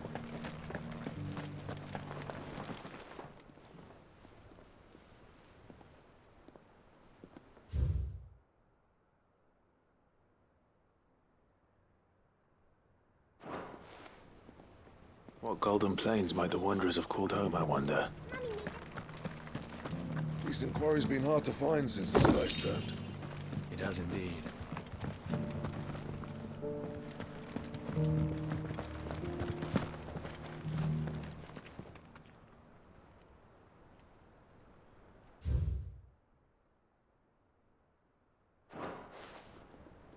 Farmers must have settled here in Tabor. I should speak to the old scholar before I forget everything I've read.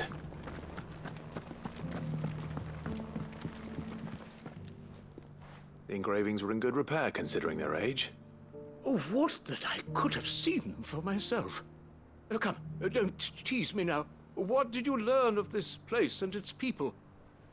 Let's start with the engraving to the south, shall we? What did it say?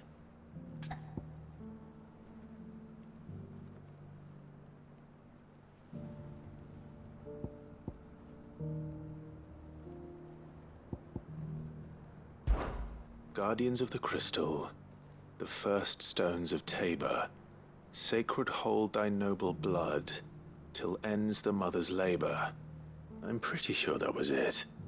Fascinating. It would seem the founders of this city were descendants of those fallen charged with protecting the mother crystals.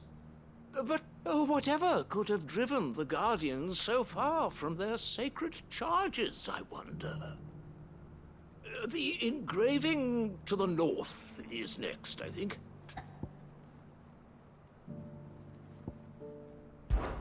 Wanderers of the Golden Plains, lay your roots in stone. With pride recall thy noble past, and make these rocks a home. Or, I think that was it, at least. No doubt you're right. There are vestiges of nomadic customs in Tabor its guardian roots could never account for. This is proving most enlightening. Now, for the final stone.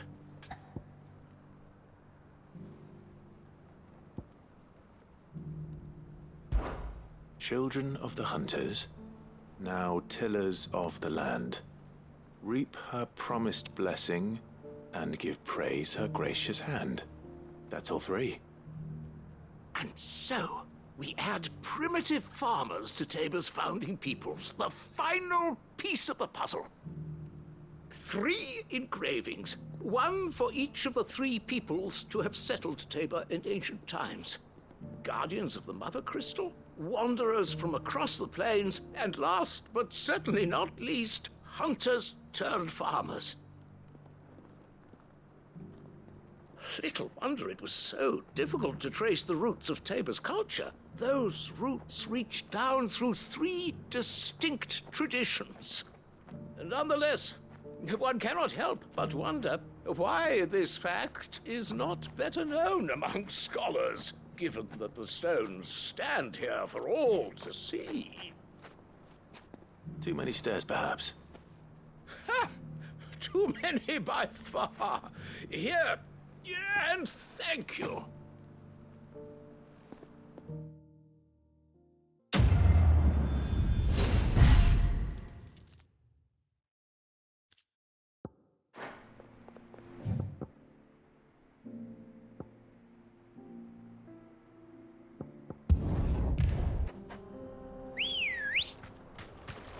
Come on.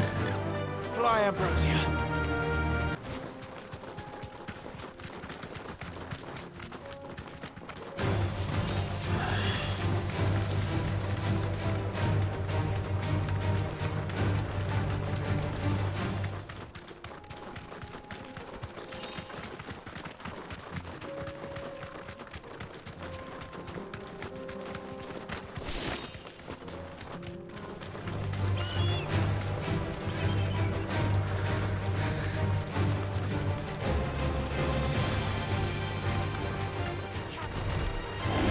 Back. This one.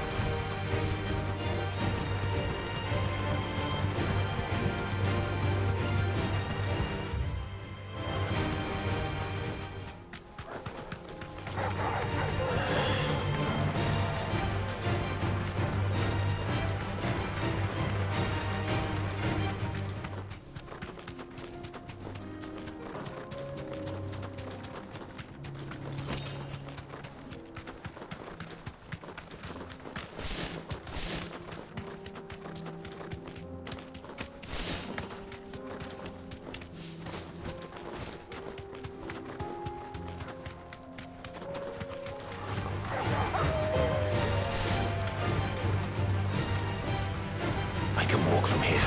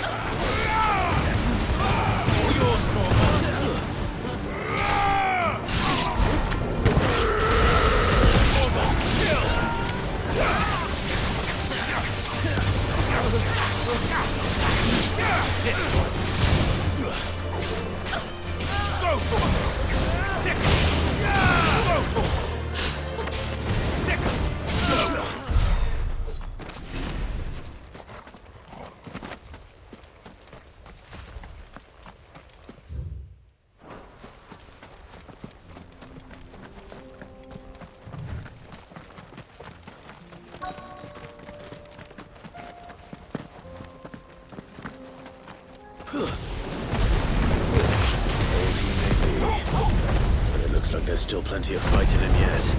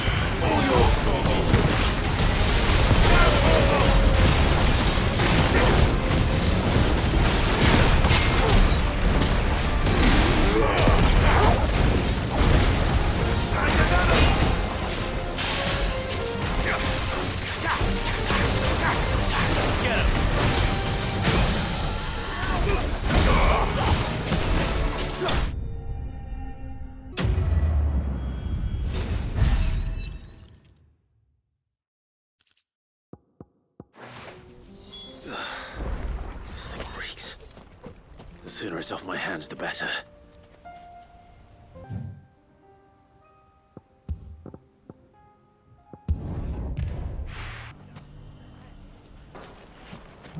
If all of us continue to work together... The bandits may be known, but look what they've left us. It shouldn't be too hard to find goods.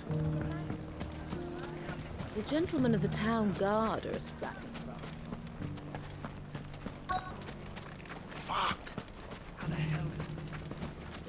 Cell sorted. Could be I know something more. Clive, listen! I found someone who says he's heard the rumours about Nan. Have you? Go on. Tell him what you told me. All right. It's like I said. A wizened old crone by the name of Karen's been selling steel to whoever will pay her price, be they knight or knave. Says the more swords and spears she puts in people's hands, the more war they'll wage. And the more war being waged, the more call for swords and spears. And who will they all turn to keep them in steel? Why, the good Reaper herself. And you've seen this Reaper at work? Aye, it just so happens I have.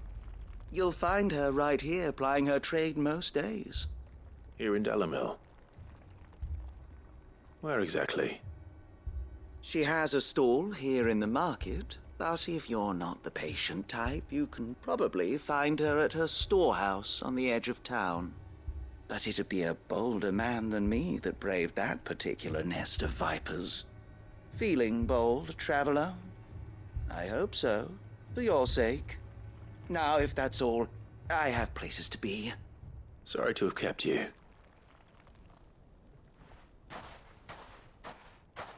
You don't think Nan's the Reaper, do you? Not unless she's discovered the secret of how to be in two places at once. Eh? What do you mean? Lady Karen hasn't left the hideaway in weeks. So who has been running this stall he spoke of? Good question. I'll go and have a look. And I'll visit this storehouse on the edge of town. All right, but be careful, Clive. You too, Goots.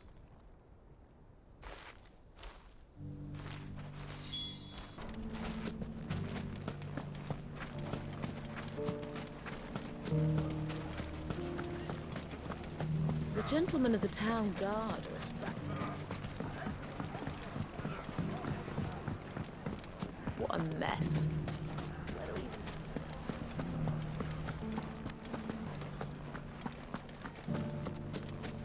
You fought very bravely.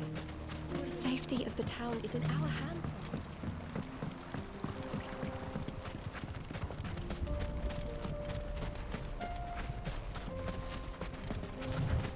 Time to brave the Viper's Nest.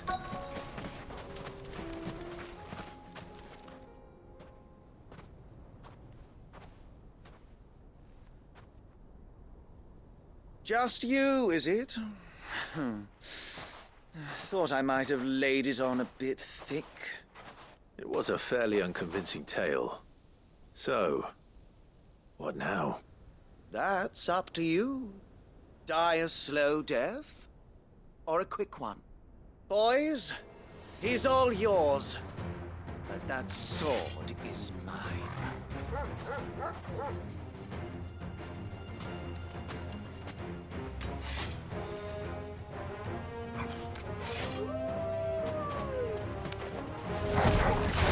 Leave now, and we can pretend this didn't happen.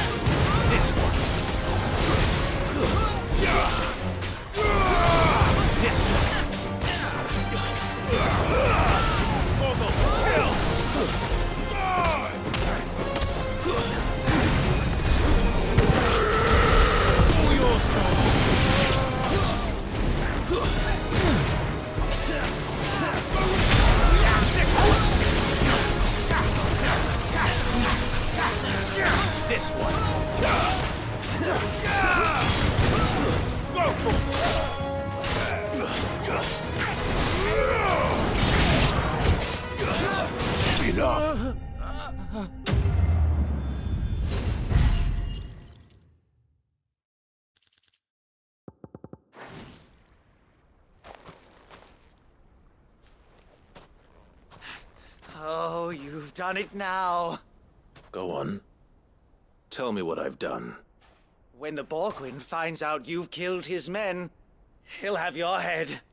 He only wanted that bull of a manservant, the dim one always clinging to Karen's skirts. You weren't even supposed to be here. Who the hell are you, anyway? What were you going to do to him? The Borgwyn wanted him to get to Karen. I was only supposed to point the lamp in the right direction once he arrived in Dalamil. But then you turned up. Well, go on then. If you're going to end me, end me. You're not worth the effort. Now be gone, before I change my mind. Fucking coward! I need to find Goots. Right now.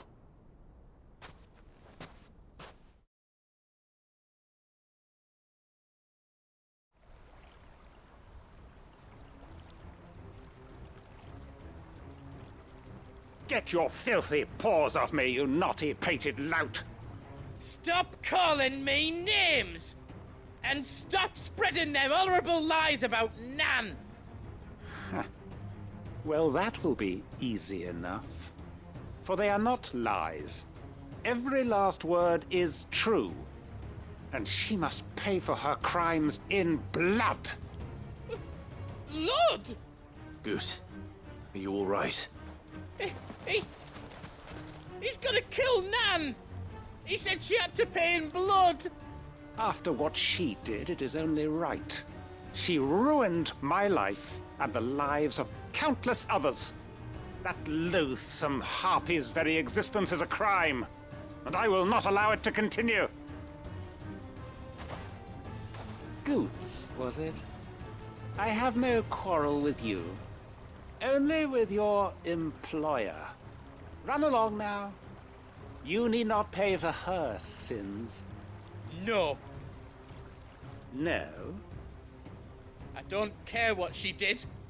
I won't let you hurt Nan. Promise me you won't hurt her, or I'll kill you myself! Goots, no. Enough, all of you! Karen. But how did you? You're a sight less clever than you think you are, the pair of you. Did you think I wouldn't notice the two of you slinking off together? Well, the whole thing got me thinking, who in Dalimil might bear me a grudge? And a certain snivelling shit I ran afoul of in my fairy years came to mind. Though it was just Bogan back then, wasn't it?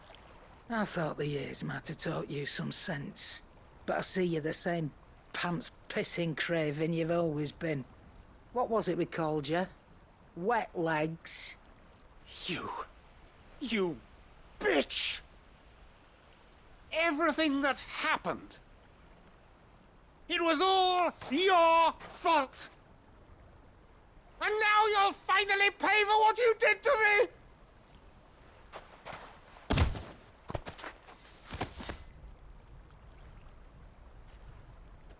Goots, you... If you want a piece of Nan, you'll have to go through me. Fuck!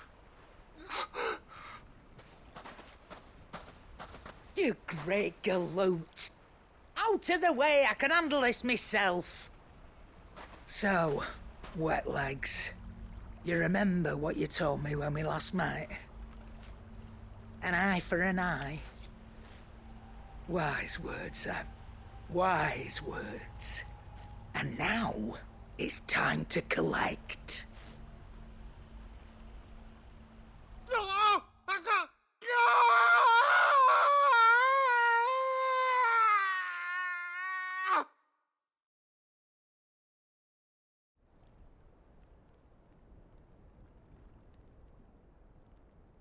Sorry to keep you waiting. Is he... Dead? No. But I reckon he wishes he was. It isn't easy going through life one eye short of a pair. After all, I should know. You don't mean... Oh, don't tell me you didn't notice. Lost it to old Wet Legs back when we were working the same routes. Said I'd stolen from his strongbox. I'd done nothing of the sort, mind. But that didn't stop him taking his little revenge. So I took some of my own. Sorry, lost everything. His coin, his clients. Always knew he'd be back one day to claim his due. But he crossed a line dragging poor Goots into this. He didn't hurt you, did he? No, Nan. Still got all my arms, see? Legs too. But what if he comes back again? What if he does? First we take the other eye, then we work our way down. He'll learn his lesson soon enough. But something tells me the wet legs has learned it already. Right. Let's get you back to the hideaway. You've attracted quite enough attention already. Ta-ra, Clive. Remind me never to cross you, Karen.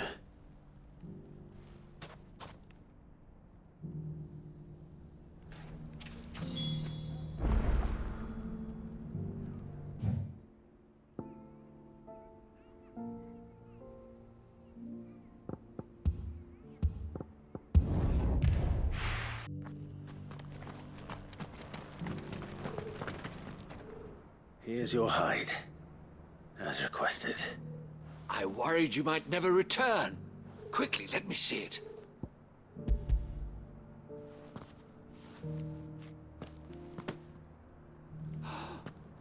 Oh, as supple as a maiden's cheek, yet as adamant as her virtue. This is everything I had hoped for, and more. Clearly, my trust in you was not misplaced. You must be a hunter of considerable talent to have bested the beast with nary a scratch. Join me as my honored partner. With my means and your might, we shall be as wealthy as the merchant kings of Zemeckis. I don't plan on making a habit of this. I'm busy enough as it is. Very well. Though I believe fate had a hand in our meeting, it would be unbecoming of me to beg. Do not allow me to keep you from being about your business. Here, for the hide.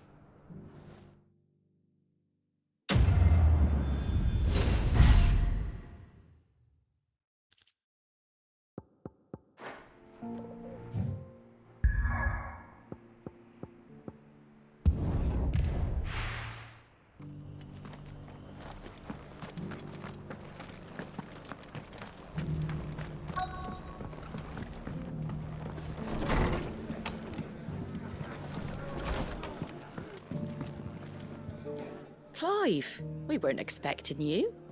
I wasn't expecting to be here, but it seems we still owe you a considerable amount of coin for your help with our rebuilding efforts.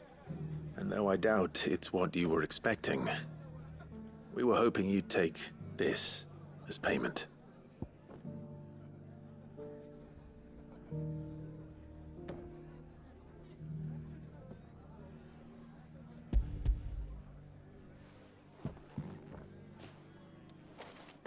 A star, Ruby?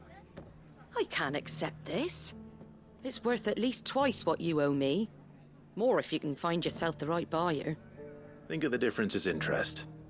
Interest? If word got out I charged that much, no one would ever borrow from me again. Anyway, why are you the one here asking me about this? I'd have expected Otto.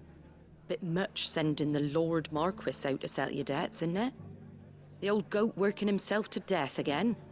Something like that. Most days I think he's the only reason the hideaway's still standing. Same as always, eh? Back when the place was nothing but a twinkle in the eye of a recently retired Lord Commander, word is he was the first one Sid reached out to. Probably knew that without his strong arm and level head, the idea would never get off the ground. Sid may have been the face of the hideaway, but Otto's always been the backbone. And when Sid passed away, we were all worried that would be the end of it. That Otto would just give up. His death was hard on everyone. But it must have hit Otto hardest of all. But he didn't give up, did he? Quite the opposite, in fact. If I recall, he was the one who nominated you as Sid's replacement, and rallied the rest around you. I reckon what he saw in Sid, he saw in you too. And don't we all? Doesn't hurt that you're half as stubborn and twice as handsome, neither. That, and you keep good company. I suppose I do.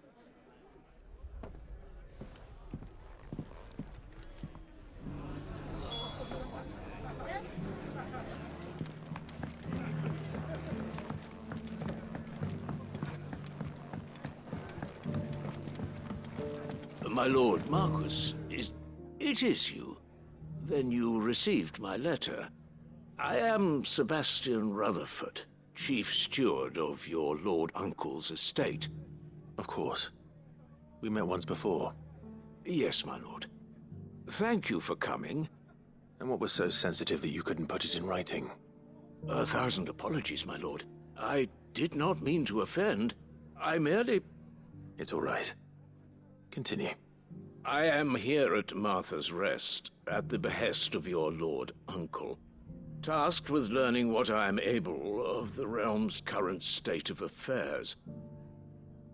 And what I have learned is grim. The fall of the Mother Crystals has left Storm in a state of utter disarray. The subsequent darkening of the heavens has only made things worse. Akashic attacks, once unthinkable, are now commonplace. The gears of governance have ground to a halt, and without a steady hand on the tiller, the realm threatens to drift into utter chaos. Your Lord Uncle, however, believes there is a way to avoid this fate, and is determined to see it set in motion. That sounds like quite the undertaking. It is. Hence my having enlisted the aid of several colleagues serving the 7 high houses. Alas... Alas? I have lost contact with 2 of those colleagues already. They are both able-bodied and trained in the sword, yet in these dark times even that may not prove sufficient to keep a man safe on the road. So you want me to find them? I'll need to know where they went. One I sent to investigate the Republic, the other the old Imperial capital of Oriflamme. That doesn't exactly narrow it down. I suppose I'll start in Dalimil and work my way east. Thank you, my lord. I shall pray for your success and safety.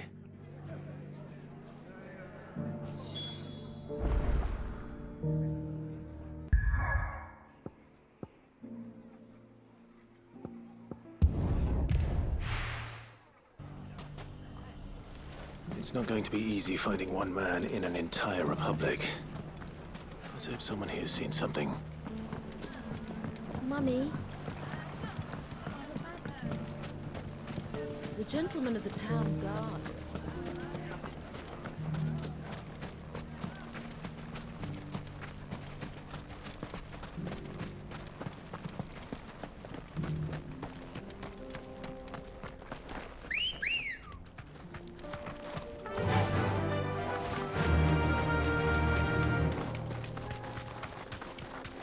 Someone's got himself in trouble.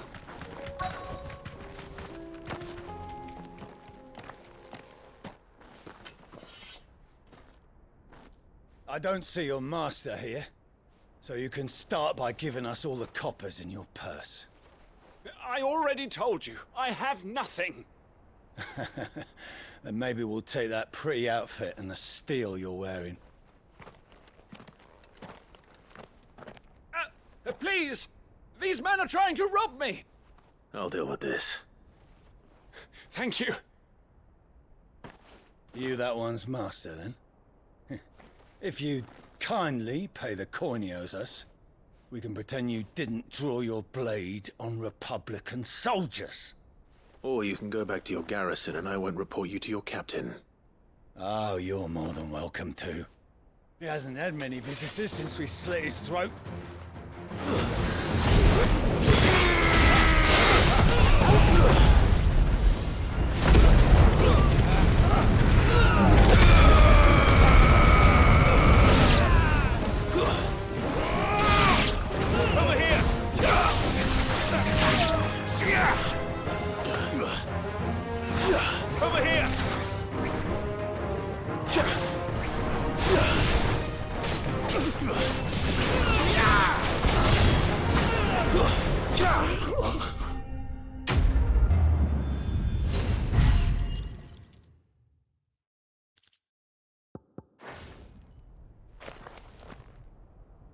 I'd expect as much from Hugo's faithful, but these were men of the fist.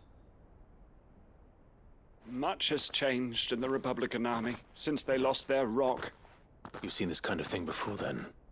Many times. I was sent here to observe the situation. You're one of Rutherford's men. He sent me to look for you. Well, then you have my thanks. I fancy I could defend myself against one, perhaps two, but a whole regiment. I arrived in Dalimil several days ago, but when I called upon the captain of the local garrison to make inquiries, his men confiscated my effects and locked me in a cell. The captain is no more, and his men make the rules now. Fortunately, I was able to bribe my way free, only to be stopped again by those soldiers you so kindly dispatched. What of the Fist Central Command? Surely they wouldn't allow such lawlessness amongst their ranks. I would imagine they are unaware of it. Most of the army has fallen back to the capital and hunkered down behind her walls. Those who weren't recalled now rule the fringes unchecked, answering to no one but themselves. Then it's worse than we imagined. You should return to Rosaria. It's not safe here. I'll find a caravan heading north. You won't mind if I borrow one of these soldiers' coin purses?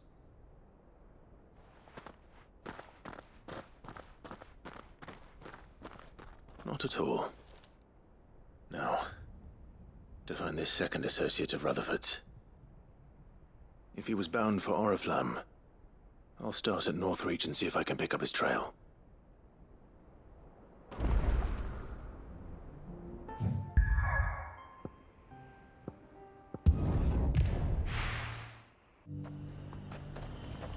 There's a lot of road between here and the capital. Rutherford's man could be anywhere.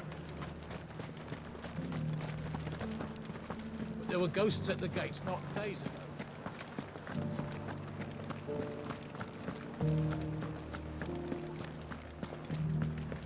Those things I said before. So many were injured. Milady, I come bearing gifts. Gifts? Whatever is the occasion.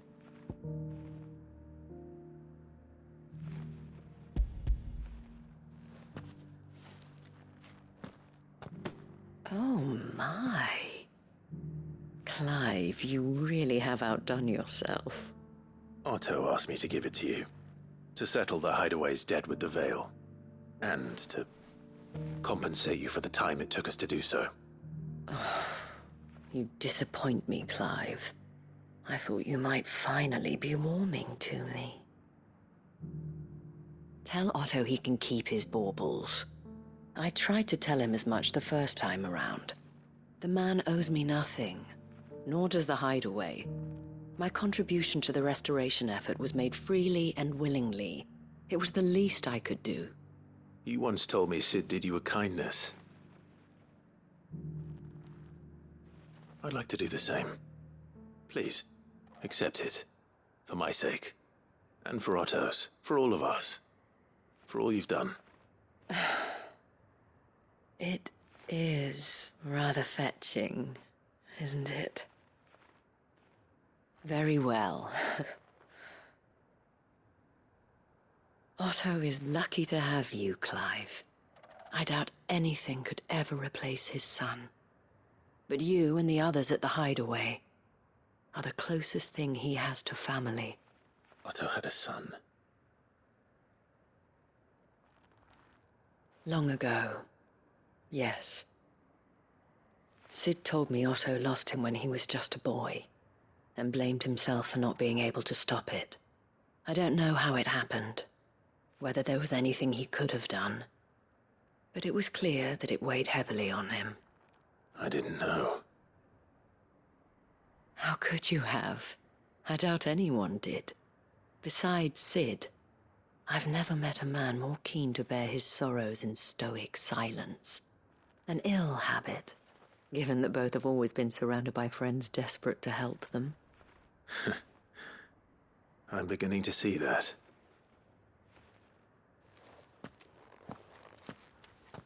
Go will want to know the stones were delivered. If he's still with us.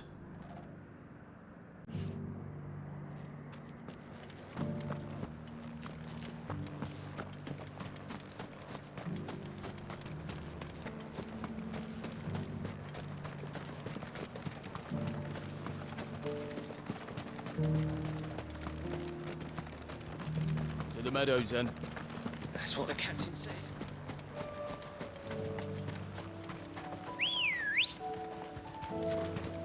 Come on. Yeah! Quiet.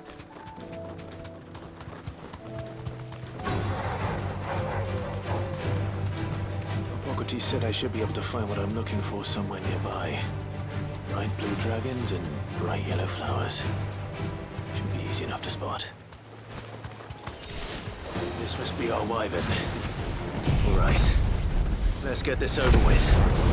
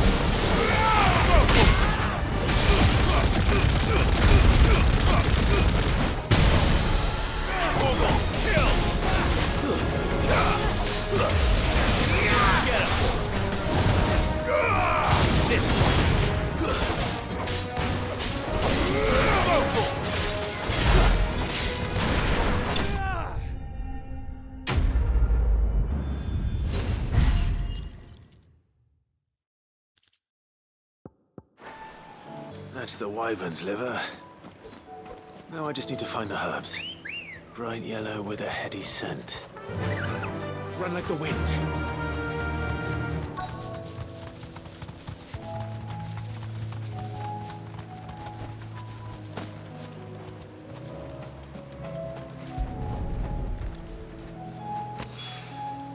I think that's everything Molly needs to resurrect her recipe. Better head back.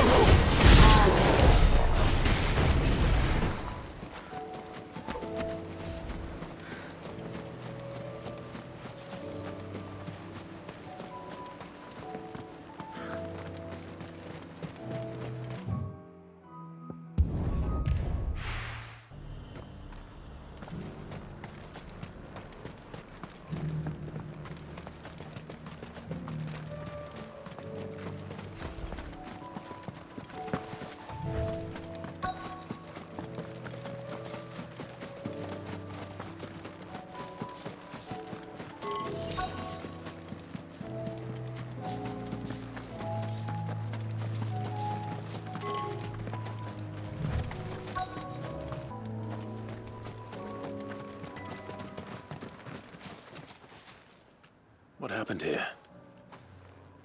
If you're with the others, they've already relieved me of my belongings. I'm not. I'm looking for someone who was sent here by a man named Rutherford. And then you found him. I am Alistair Rockford, attendant to the Lady Ariane of House Wellesley. Of the 7 high houses of Rosaria. It's been a long time since last I saw my great-aunt. Is she well? My Lord Marquis? Yes. Yes, she is. The Lady Dowager has granted me leave to assist your Uncle Stuart. I was on my way back from the old capital when I saw some villagers being robbed on the road here. Bandits? They looked more like field hands, but it didn't matter in the end. I did what I could to help the victims, but all it earned me was a pommel to the temple. Which way did they go? South, toward the gate. All right. I'll take care of them. Founder knows I've met enough of their kind. You head back to Northreach, visit the Vale, tell them I sent you. Thank you. I shall. Founder be your shield.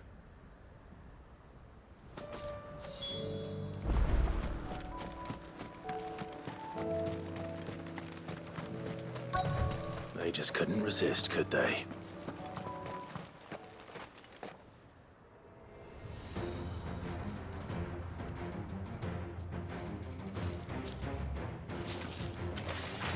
This one's ours, pretty boy.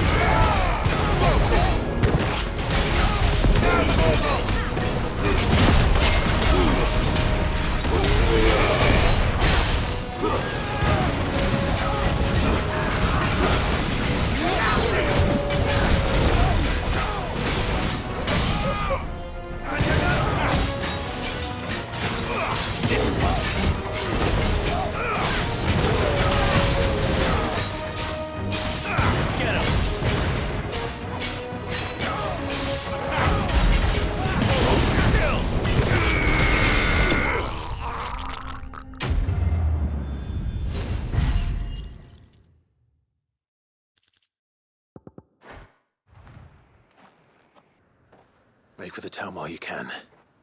There may be more bandits nearby. You don't need to tell me twice. Many thanks, traveler. This looks to be all of them. I thought I told you to make for the Vale. And stand by as ill might befall the heir to the ducal throne. It's just Clive, and I'm fine. Which is more than can be said for you. I will survive. Strange that the garrison wouldn't intervene in such a brazen attack so close to their gates. The garrison have their hands full inside the city. Some days they don't even send out patrols. There are few hands left to work the fields, and even fewer to transport the grain. The market stalls are nearly bare, and the price for what remains is exorbitant. It's not uncommon to see a fight break out over a crust of bread. When I said the ones who attacked me didn't have the look of bandits, I meant it. They were probably just desperate. Rockford, listen to me. If you are to continue your investigation, you first need to seek the attention of a healer. Of course. I shall return to Northreach right away. But allow me to thank you first. Had you not happened along, Don't thank me. Thank Rutherford. It was he who sent me. I suppose he'll be wondering where I've got to. I shall send a Bistolus as soon as I'm able. Good day.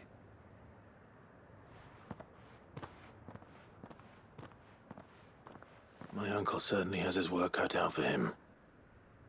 If it isn't already too late. I should go and tell Rutherford that his colleagues are still in one piece.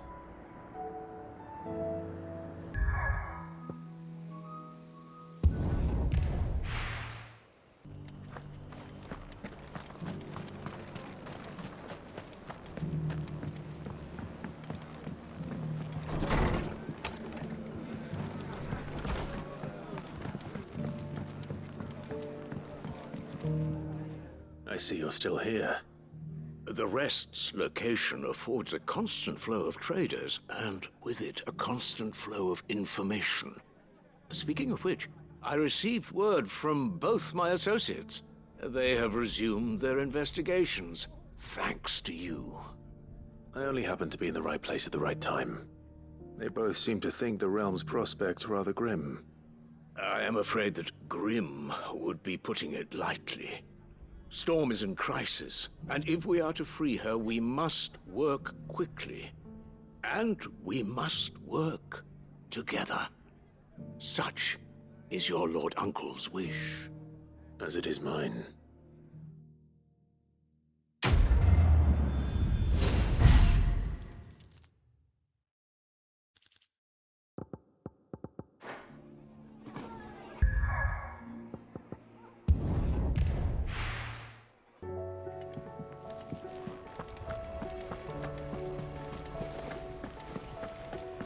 Did you see that? Tell me you saw that.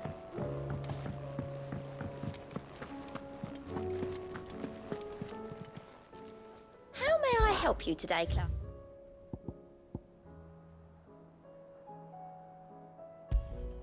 You earned this. Come again. I may have more for you. Good. Still alive, I see. So Lady Karen accepted the ruby. Ah, about that. I tried my best, but she was just too stubborn to take it. She threw it right back in my face, in fact, and told me I could stick my stupid stone where the sun don't shine. Karen refused payment. I hope it wasn't something I said. I'm sure you were as tactful as ever. Let me see what I can do. Oh, wonderful. I hope you have better luck than I did.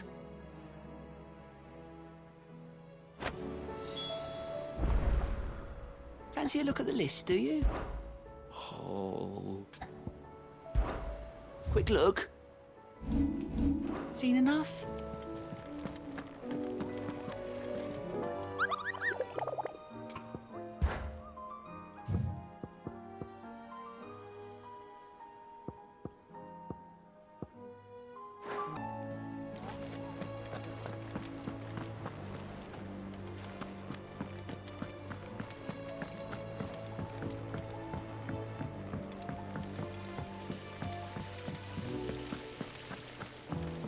Is there anything we can do? It doesn't feel right.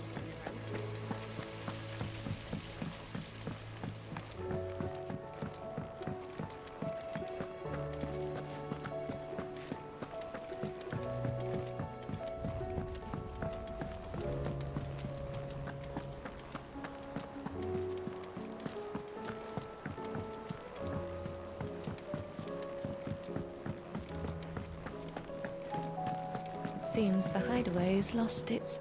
So, did you have that word with Tomes then? I did, and he was as helpful as ever. He told me exactly where to look, in fact.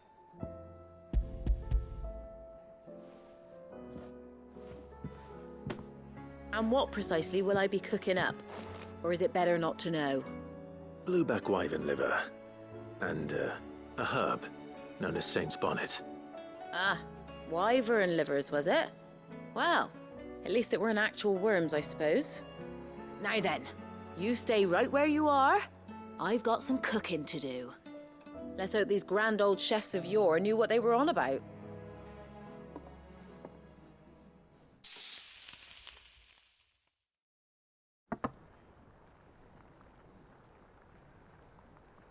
And here we have it. Fried mortress of skyworm. Ivan's offered to make sure it's fit for consumption. Well, I say offered. He as good as begged. And rightly so. Is there any higher honour than partaking in a slice of culinary history?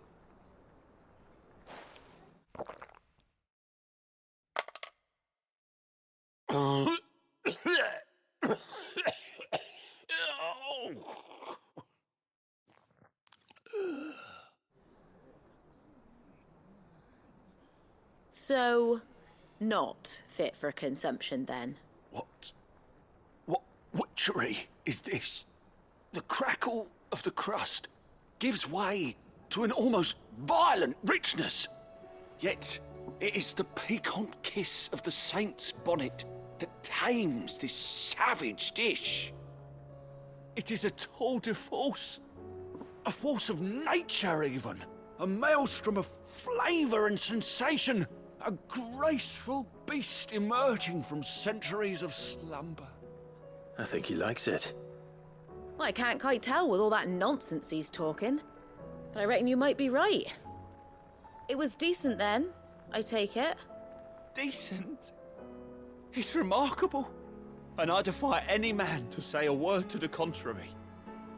Sid, might I suggest that you command a party of your finest men and women to procure a dozen blueback wyverns forthwith? I'll give it some thought.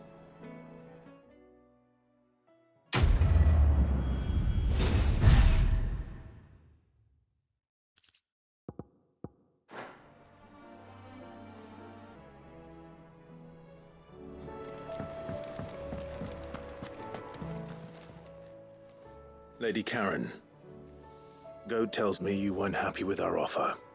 Would you prefer the debt was repaid in coin? What debt? I don't recall lending any of you like me hard-earned gil. I may have tossed a talent or two in the Hideaway's coffers, but those were donations, and you can hardly call it charity if you go asking for it back. Of course not. But one good turn deserves another. And our circumstances have changed. Surely you wouldn't shun the gratitude of a pauper who happened to have become a prince. Oh, so you're a prince now, are you? Fine. But I'm selling it and taking what I'm owed, then you're getting the rest whether you like it or not.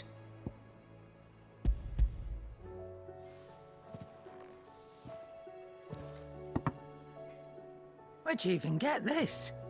A decent trader might nab 1,000 talents for a star ruby. A canny one, meanwhile, might claim it were nicked from the belt of Sid the Outlaw himself and ask twice as much. Might be I already have a buyer in mind. Might be you even know her. A fine continental maid whose beauty's only eclipsed by a guile in commerce. You wouldn't mind, would you? Not at all. Just be sure to tell her that it's always a pleasure doing business.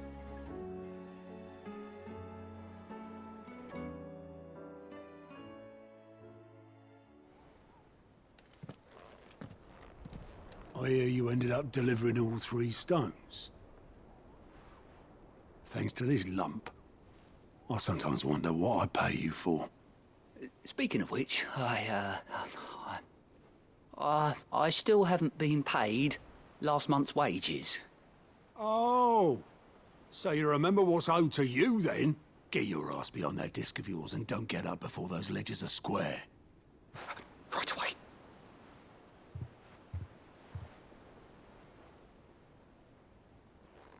I've seen that before. You have, yeah.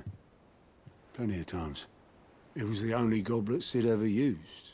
Either out of habit, or because the filthy sod couldn't be bothered to find a clean one. I knew so little about him. Like most people. Martha and the Dame both seem to have fond memories of him. Huh. I bet they do. How long did you know Sid before he... Before he died. 20 summers, give or take. Back in the day, I was a purser on a trade ship, which is where I met him. He bought passage to... I forget where.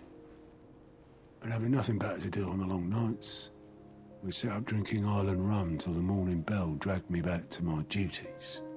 Quit my post not long after that. On account of making a fine maiden's belly fat. But me and Sid stayed close, promising we'd one day sail the seas again. That was before fate stepped in and said she was having none of it. The magic woke inside my son soon after his first name day, and there was no hiding his knack. Couldn't you and your family have? My family were the ones who summoned the constable, wanted the monster taken away. I couldn't turn my back on him, forget what I felt, and I couldn't for the life of me understand how they could. Luckily, Sid was of the same mind as me. It was him who stood beside me when all I wanted was to tear the whole world down. Him who cried for me when I had no tears left of my own. Him who swore he'd do everything he could to stop it from happening again. And he was true to his word, too. Left the Royal Army once and for all. His ranks, his ribbons, gone. Just like that. Threw away everything he had. All to right a wrong that no one else had the courage to face. I knew then I'd follow that man to the ends of the earth.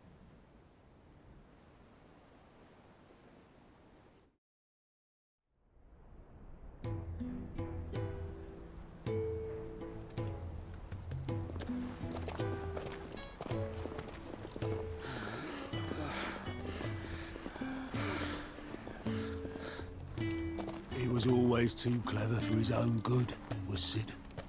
Saw the world for what it really was, while the rest of us were content to go along with the lie we were shown. And it can't have been easy, bearing that burden alone.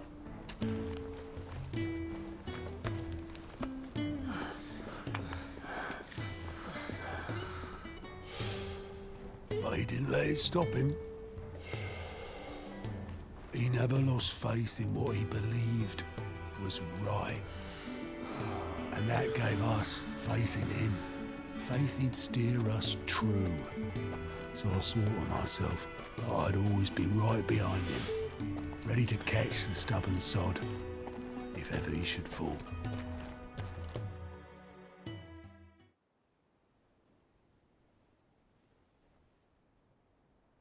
But I couldn't even do that.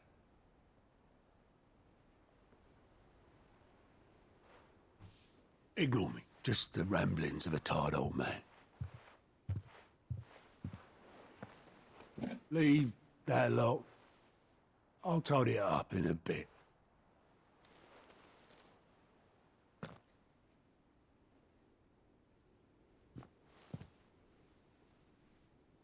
This is Sid's handwriting.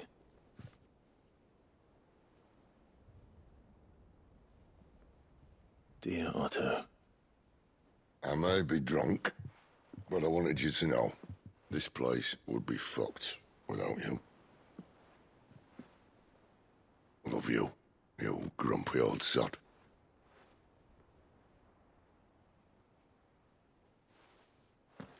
This note. Hmm? What about it? Sid was right. Without you, we'd all be lost.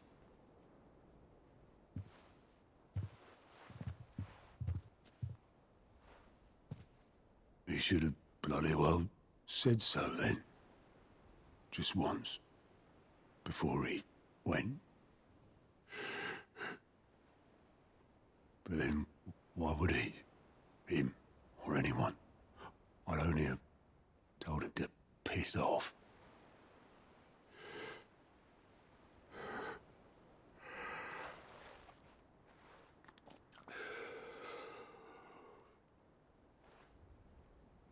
You're wrong, though.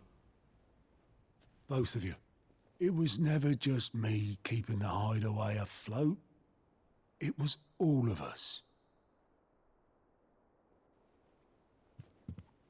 I just shoved people in the right direction. I barely seem to be able to do that anymore.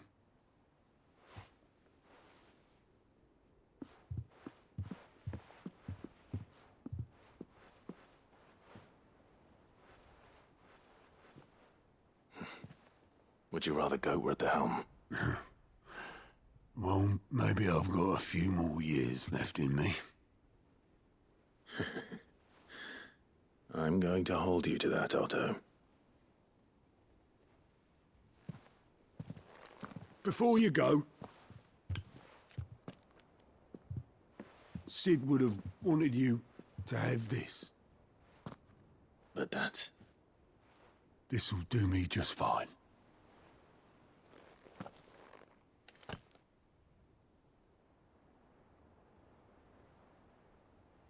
Thanks for the ray of sunshine.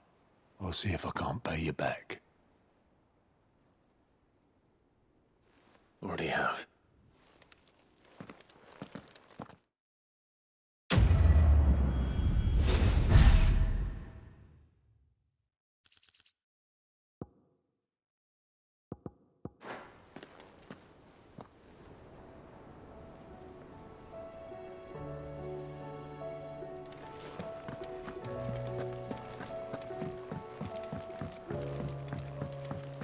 Did you see that?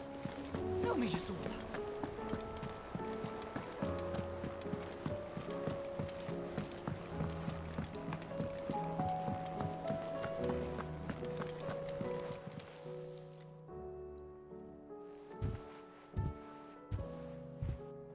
Nothing like a dish of cold vengeance to foul the gut.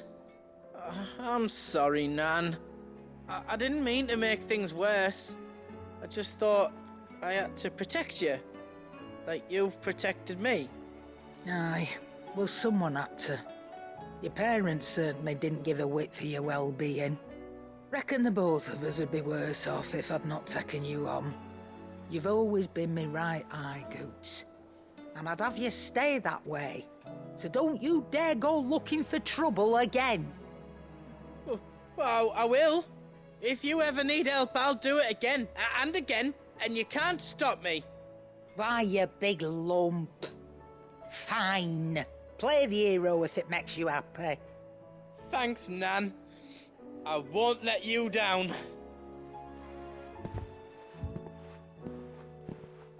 There's nothing he wouldn't do for you. That's as maybe. But if he's ever to make his own way in life, he'll need to start looking out for himself as well. Till then, he'll need people to watch his back, just like you did in Dalamil. Don't think I didn't appreciate that. Of course. His family. Stop it. You make me one good eye, mister. I don't go thinking that'll do you any favours. A potion today'll cost you the same as it did yesterday.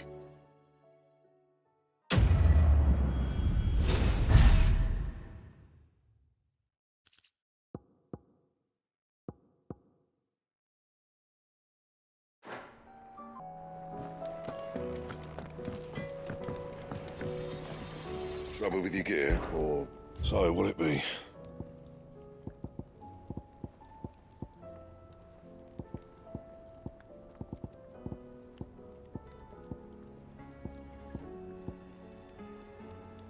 That it? Fine.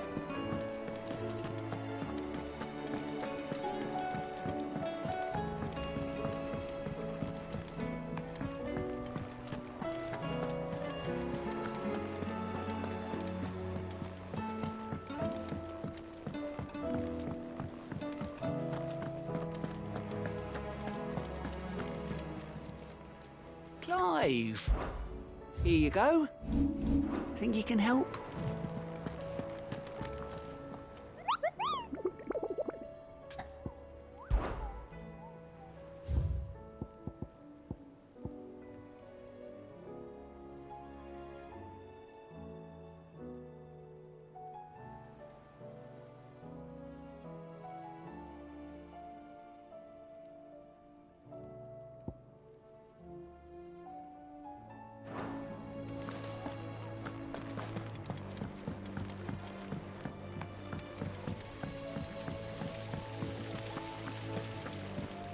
Is there anything we can do?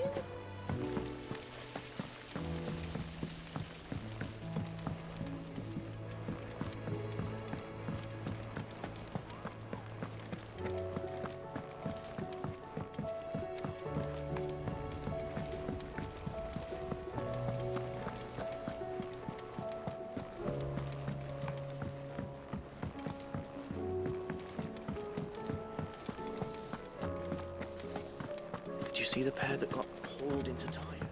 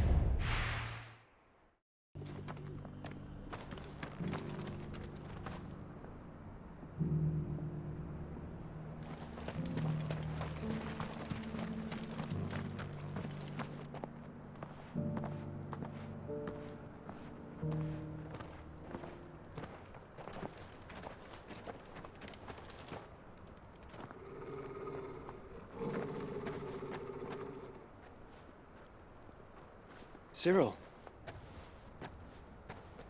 How fares the search? Well, Your Grace, my report shall be with you ere long. Ah, yes. Yotei is otherwise engaged, at my behest. And the duty of wardenship? Fulfilled. For as you see, I've been reunited with my first shield. I am Cyril, Knight of the Undying and bearer of the Burning Quill, charged with chronicling the mortal deeds of His Grace, Joshua Rosfield, Keeper of the Flame of the Phoenix and rightful Archduke of Rosaria.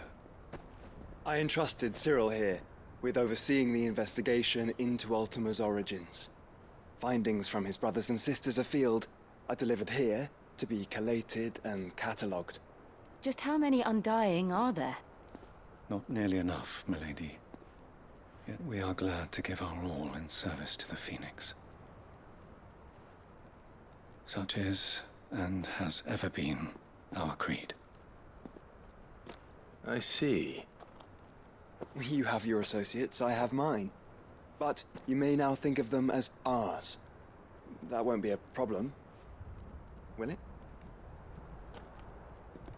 The Phoenix is our sun, and we but the shadows that quicken in his radiance. It is from the darkness that we serve, both him and now you.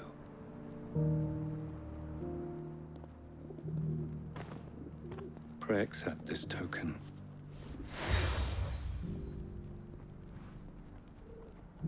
For as long as you bear it, members of our order will reveal themselves unto you. If there is nothing further. No. You are dismissed. Your Grace.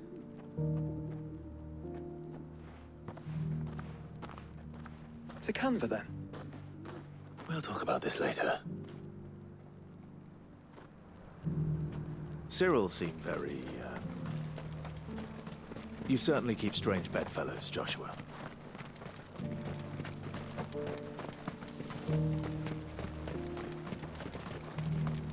The free city's under siege?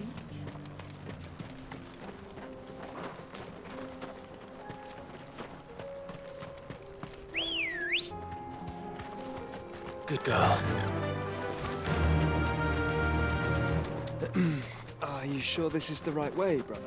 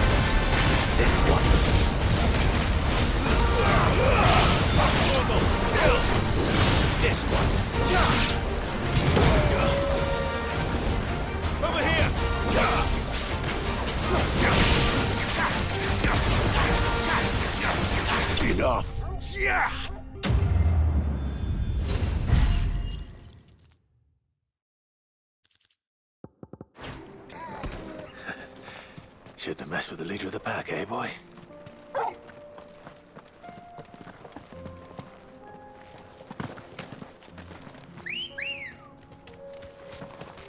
Come on.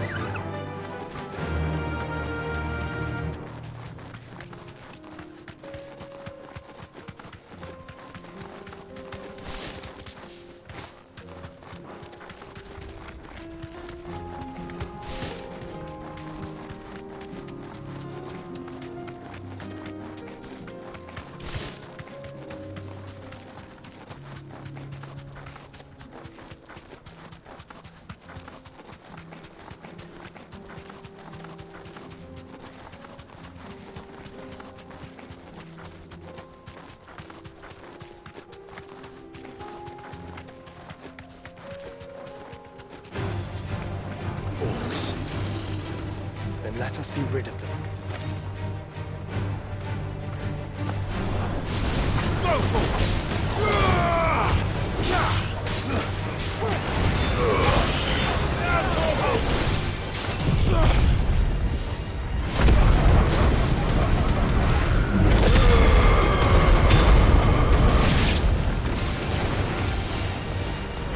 Get him! This one!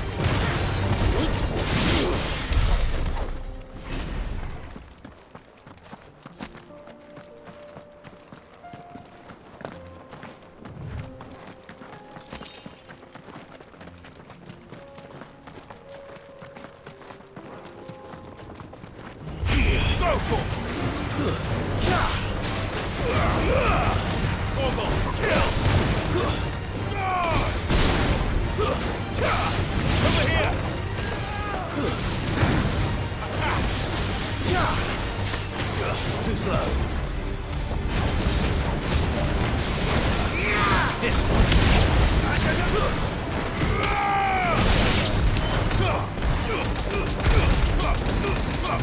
all yours, Torvald. Over here.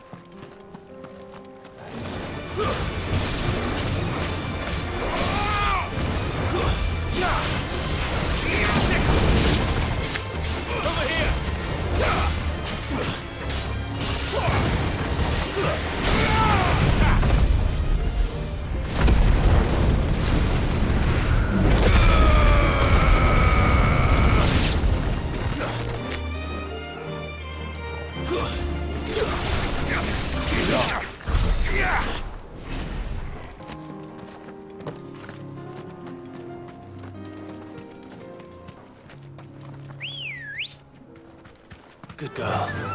Faster!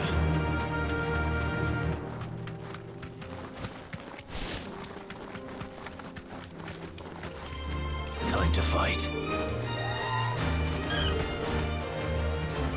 Be safe. This one. Go towards. Get him.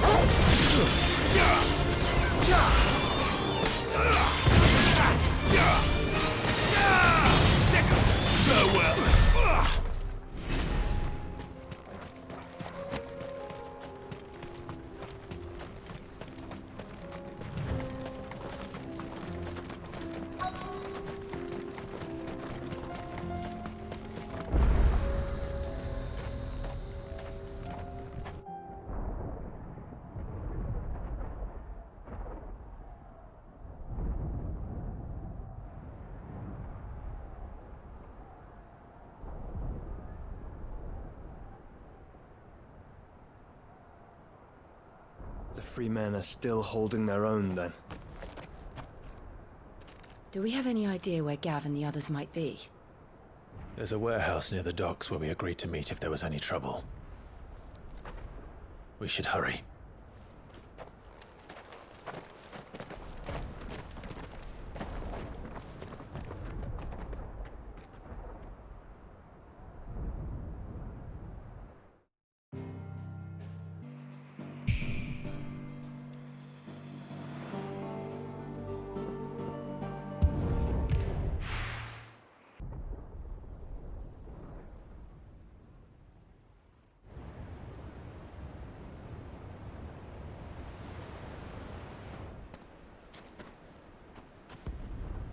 Sounds like thunder.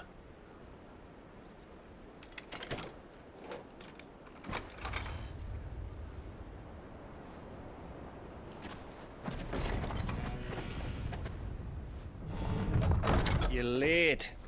We're starting to think you'd stumbled off a cliff. I seem to recall that was you, Gav. Good to see you. Any trouble on the road? Nothing we couldn't handle. I knew you'd come. Is that who I think it is? Yes. Allow me to introduce my brother, Joshua. Clive's told me all about you. Or even listening most of the time.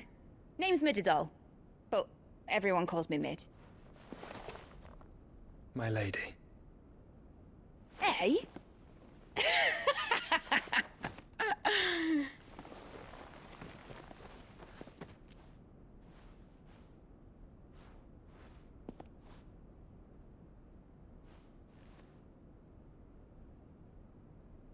My boy. Uncle Byron. It's really you. I never thought I'd see the day.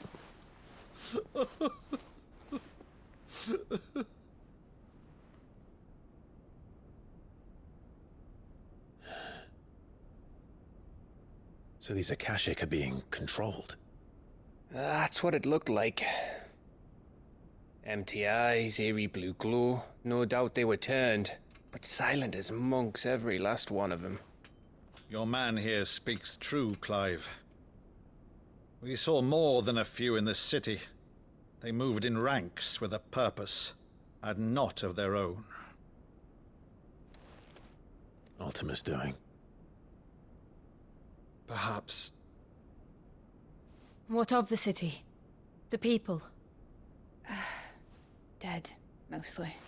Mostly, but not all. A handful managed to lock themselves in their villas before the Horde arrived. Some in the Merchants' District to the west, and a few others on the far bank. If the Akashic stumble across either hiding place, a few bolted doors won't hold them for long. We need to find them. And quickly. What do you propose? We split into two parties. I will make for the Merchants' District, while you look to those across the river. Mind keeping an eye on my brother? Not at all. We find the villa and try the servants' entrance. Understood. And what of us? Mid, is she fit to sail? The ship, the Mithril engine could probably do with a few more tweaks. Then you better work fast. Even if we do reach the survivors in time, they'll never make it to the hideaway on foot. You leave that to me. See that Mid doesn't get herself into trouble, would you? Think I can manage that? I'll keep him safe. Looks like you stuck with me, Byron. That's Lord Rossfield, you little gutter snipe!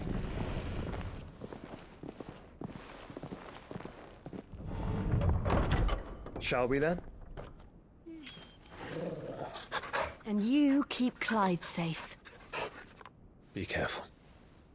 Both of you. You too.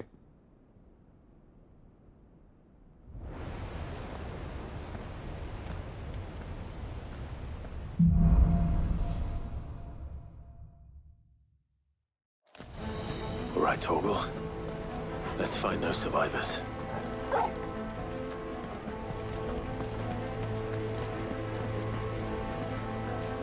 They don't stand a chance against those things.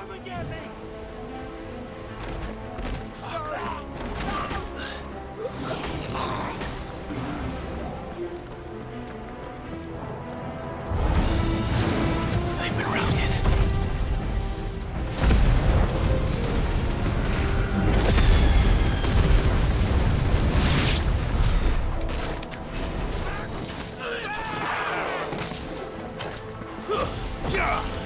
They're wearing weapons armor.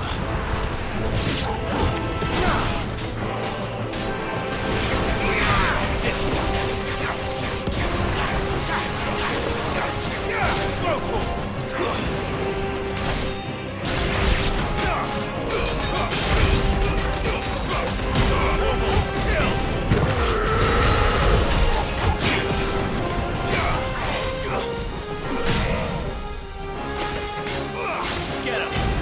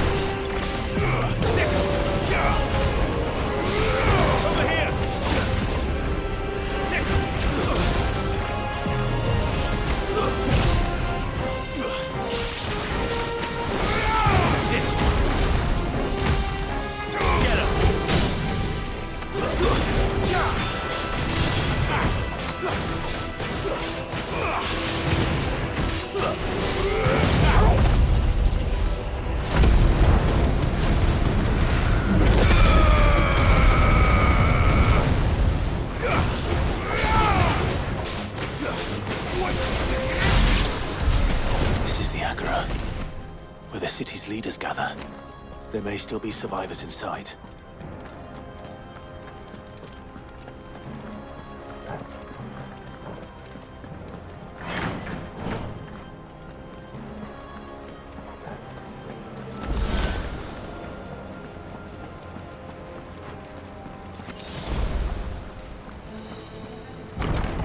Where are they?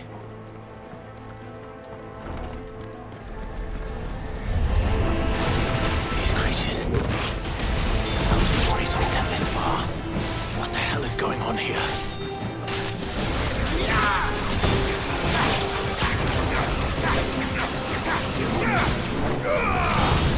Get him!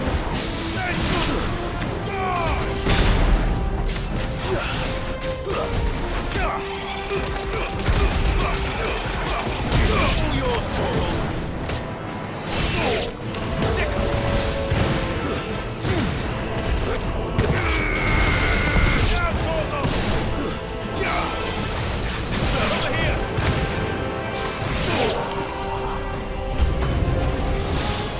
Master! What does he want? Get him!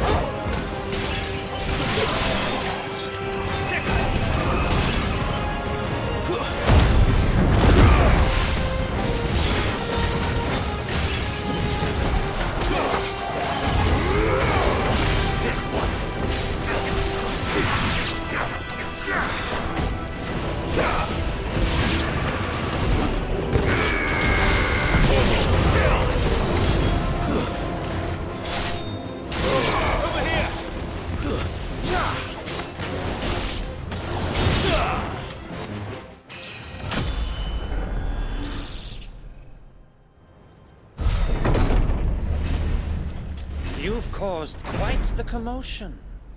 But then I would expect no less from you, Muthos. You again. I don't believe we've been introduced. You were in my family's crypt, and now you're here, with an army of Akashic thralls. Manners, Lord Rosfield? They are men, like you and me. Albeit ones unburdened by the wills that drive our kind to madness. They are pure. They are divine. What?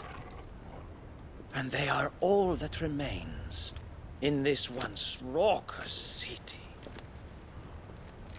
You'll pay for what you've done. As you wish. I confess I have been very much looking forward to this. Pardon me this indulgence, Your Majesty. The vessel shall not be spoiled.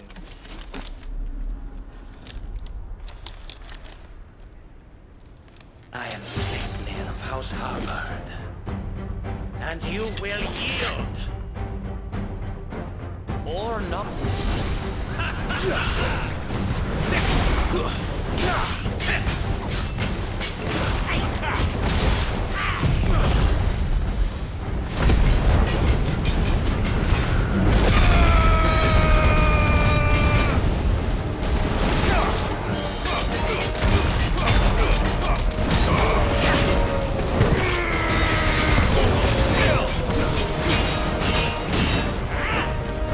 Get him!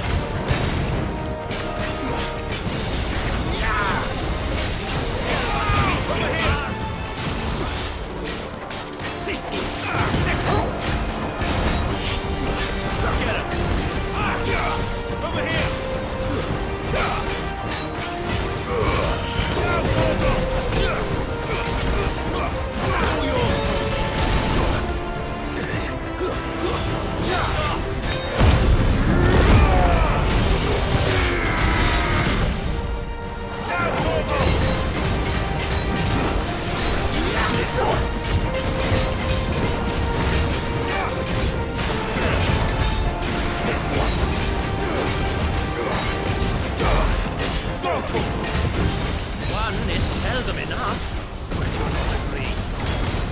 Actually, I wouldn't.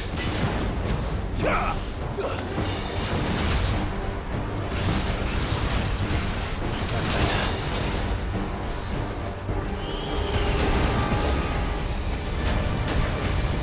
Too slow.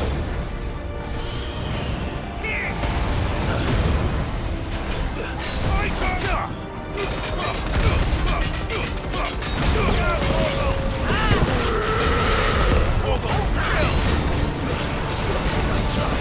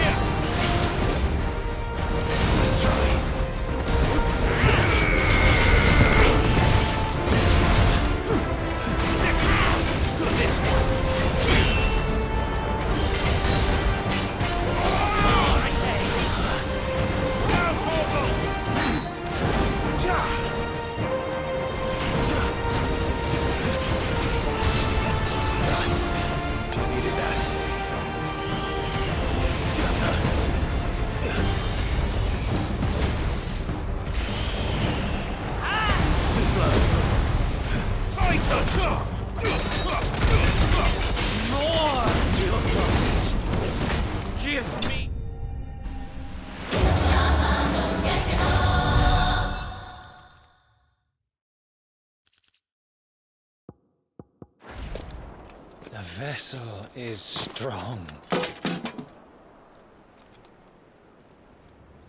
My liege.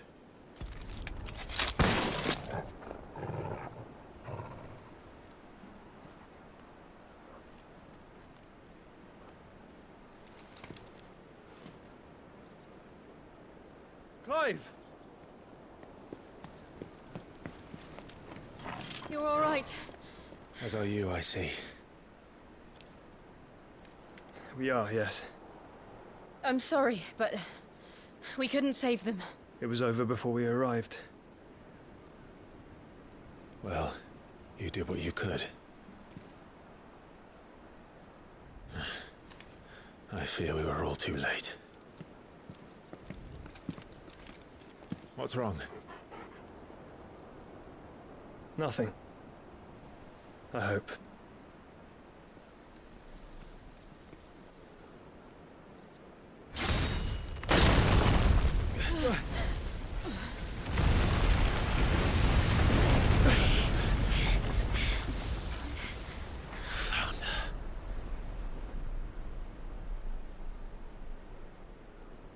Leaving so soon, Mythos? It's the king. Indeed. You may kneel before Barnabas Tharm, Warden of Ash and King of Walud. Get back.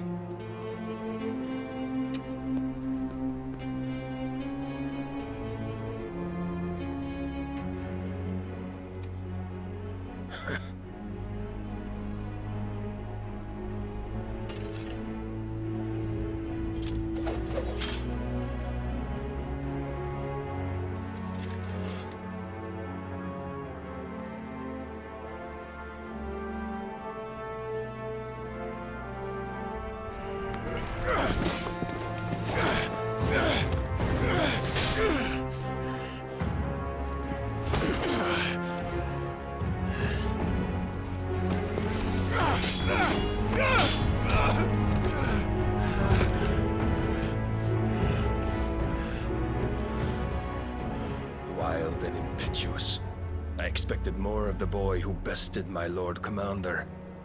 Yet I see why my master covets you so. The power within you, Mythos. The potential.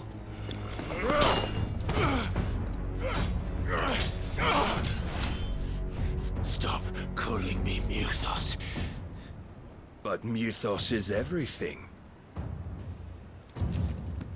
The cornerstone of all creation. The Lord's vessel. Your purpose. My purpose? To surrender my mind and body to that thing.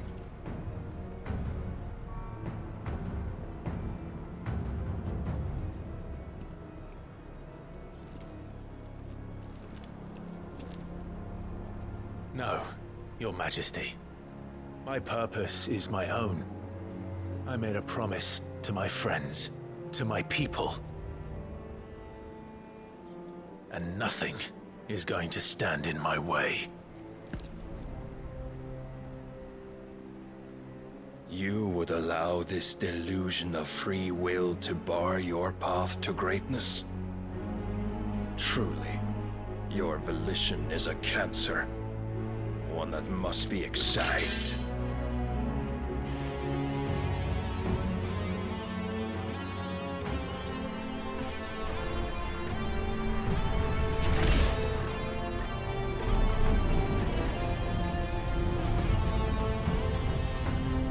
Try it.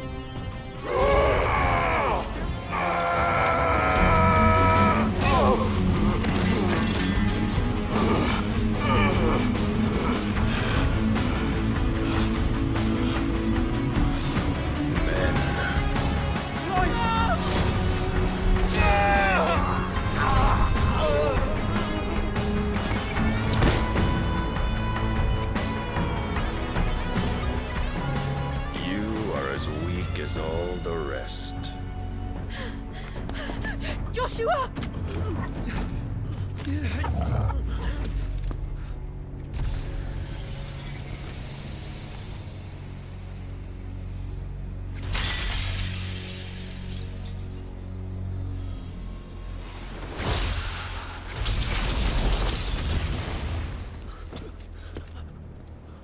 Oi! Oi!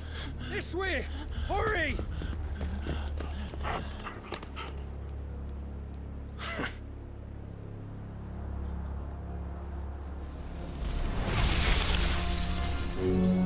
Power beyond reckoning, and they use it as a crutch. Such a waste.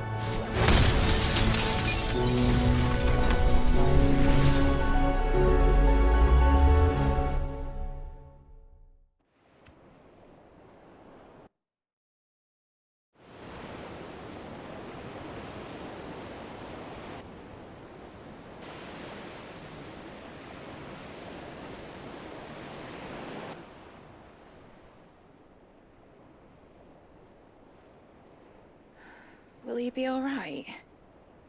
The phoenix can mend flesh, but the spirit must recover on its own. I'm afraid the rest is up to him. This place is remarkable.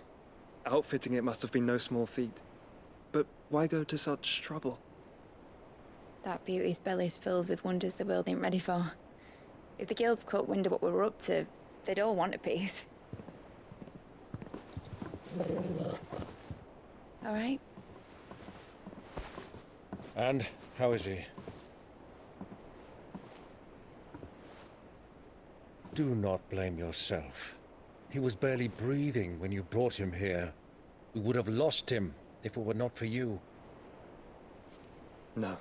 Barnabas may have severed nigh every sinew in my brother's body. But he made certain the wounds were not fatal. Nigh every sinew? Allow me, your lordship. Don't know what I was thinking, putting you to the trouble like that. 'Tis no trouble carrying comestibles to my ailing nephew. I know, but you've already done so much for us. Pouring your gil into the hideaway and now the ship. I don't want to take the piss. You risked your life. And for what? Some girl you hardly know. Why'd you do it? You not mad or something? I wouldn't go that far. Clive! You're awake. My boy. Oh. All I want to do is help. And the world won't save itself. It was Sid. Your father, who taught me that. Sounds like him. Don't you dare do that again. What of the Royalists? Fucked off, the lot of them. Along with the galleon. With the king on board, no doubt. Behind here, I wouldn't sail without him. Clive. Jill didn't come back. What do you mean? She kept the king busy while the others dragged you out. It's all right, Mid. Jill is fine. The ether of her icon endures. And as long as it does, we can be certain she is alive.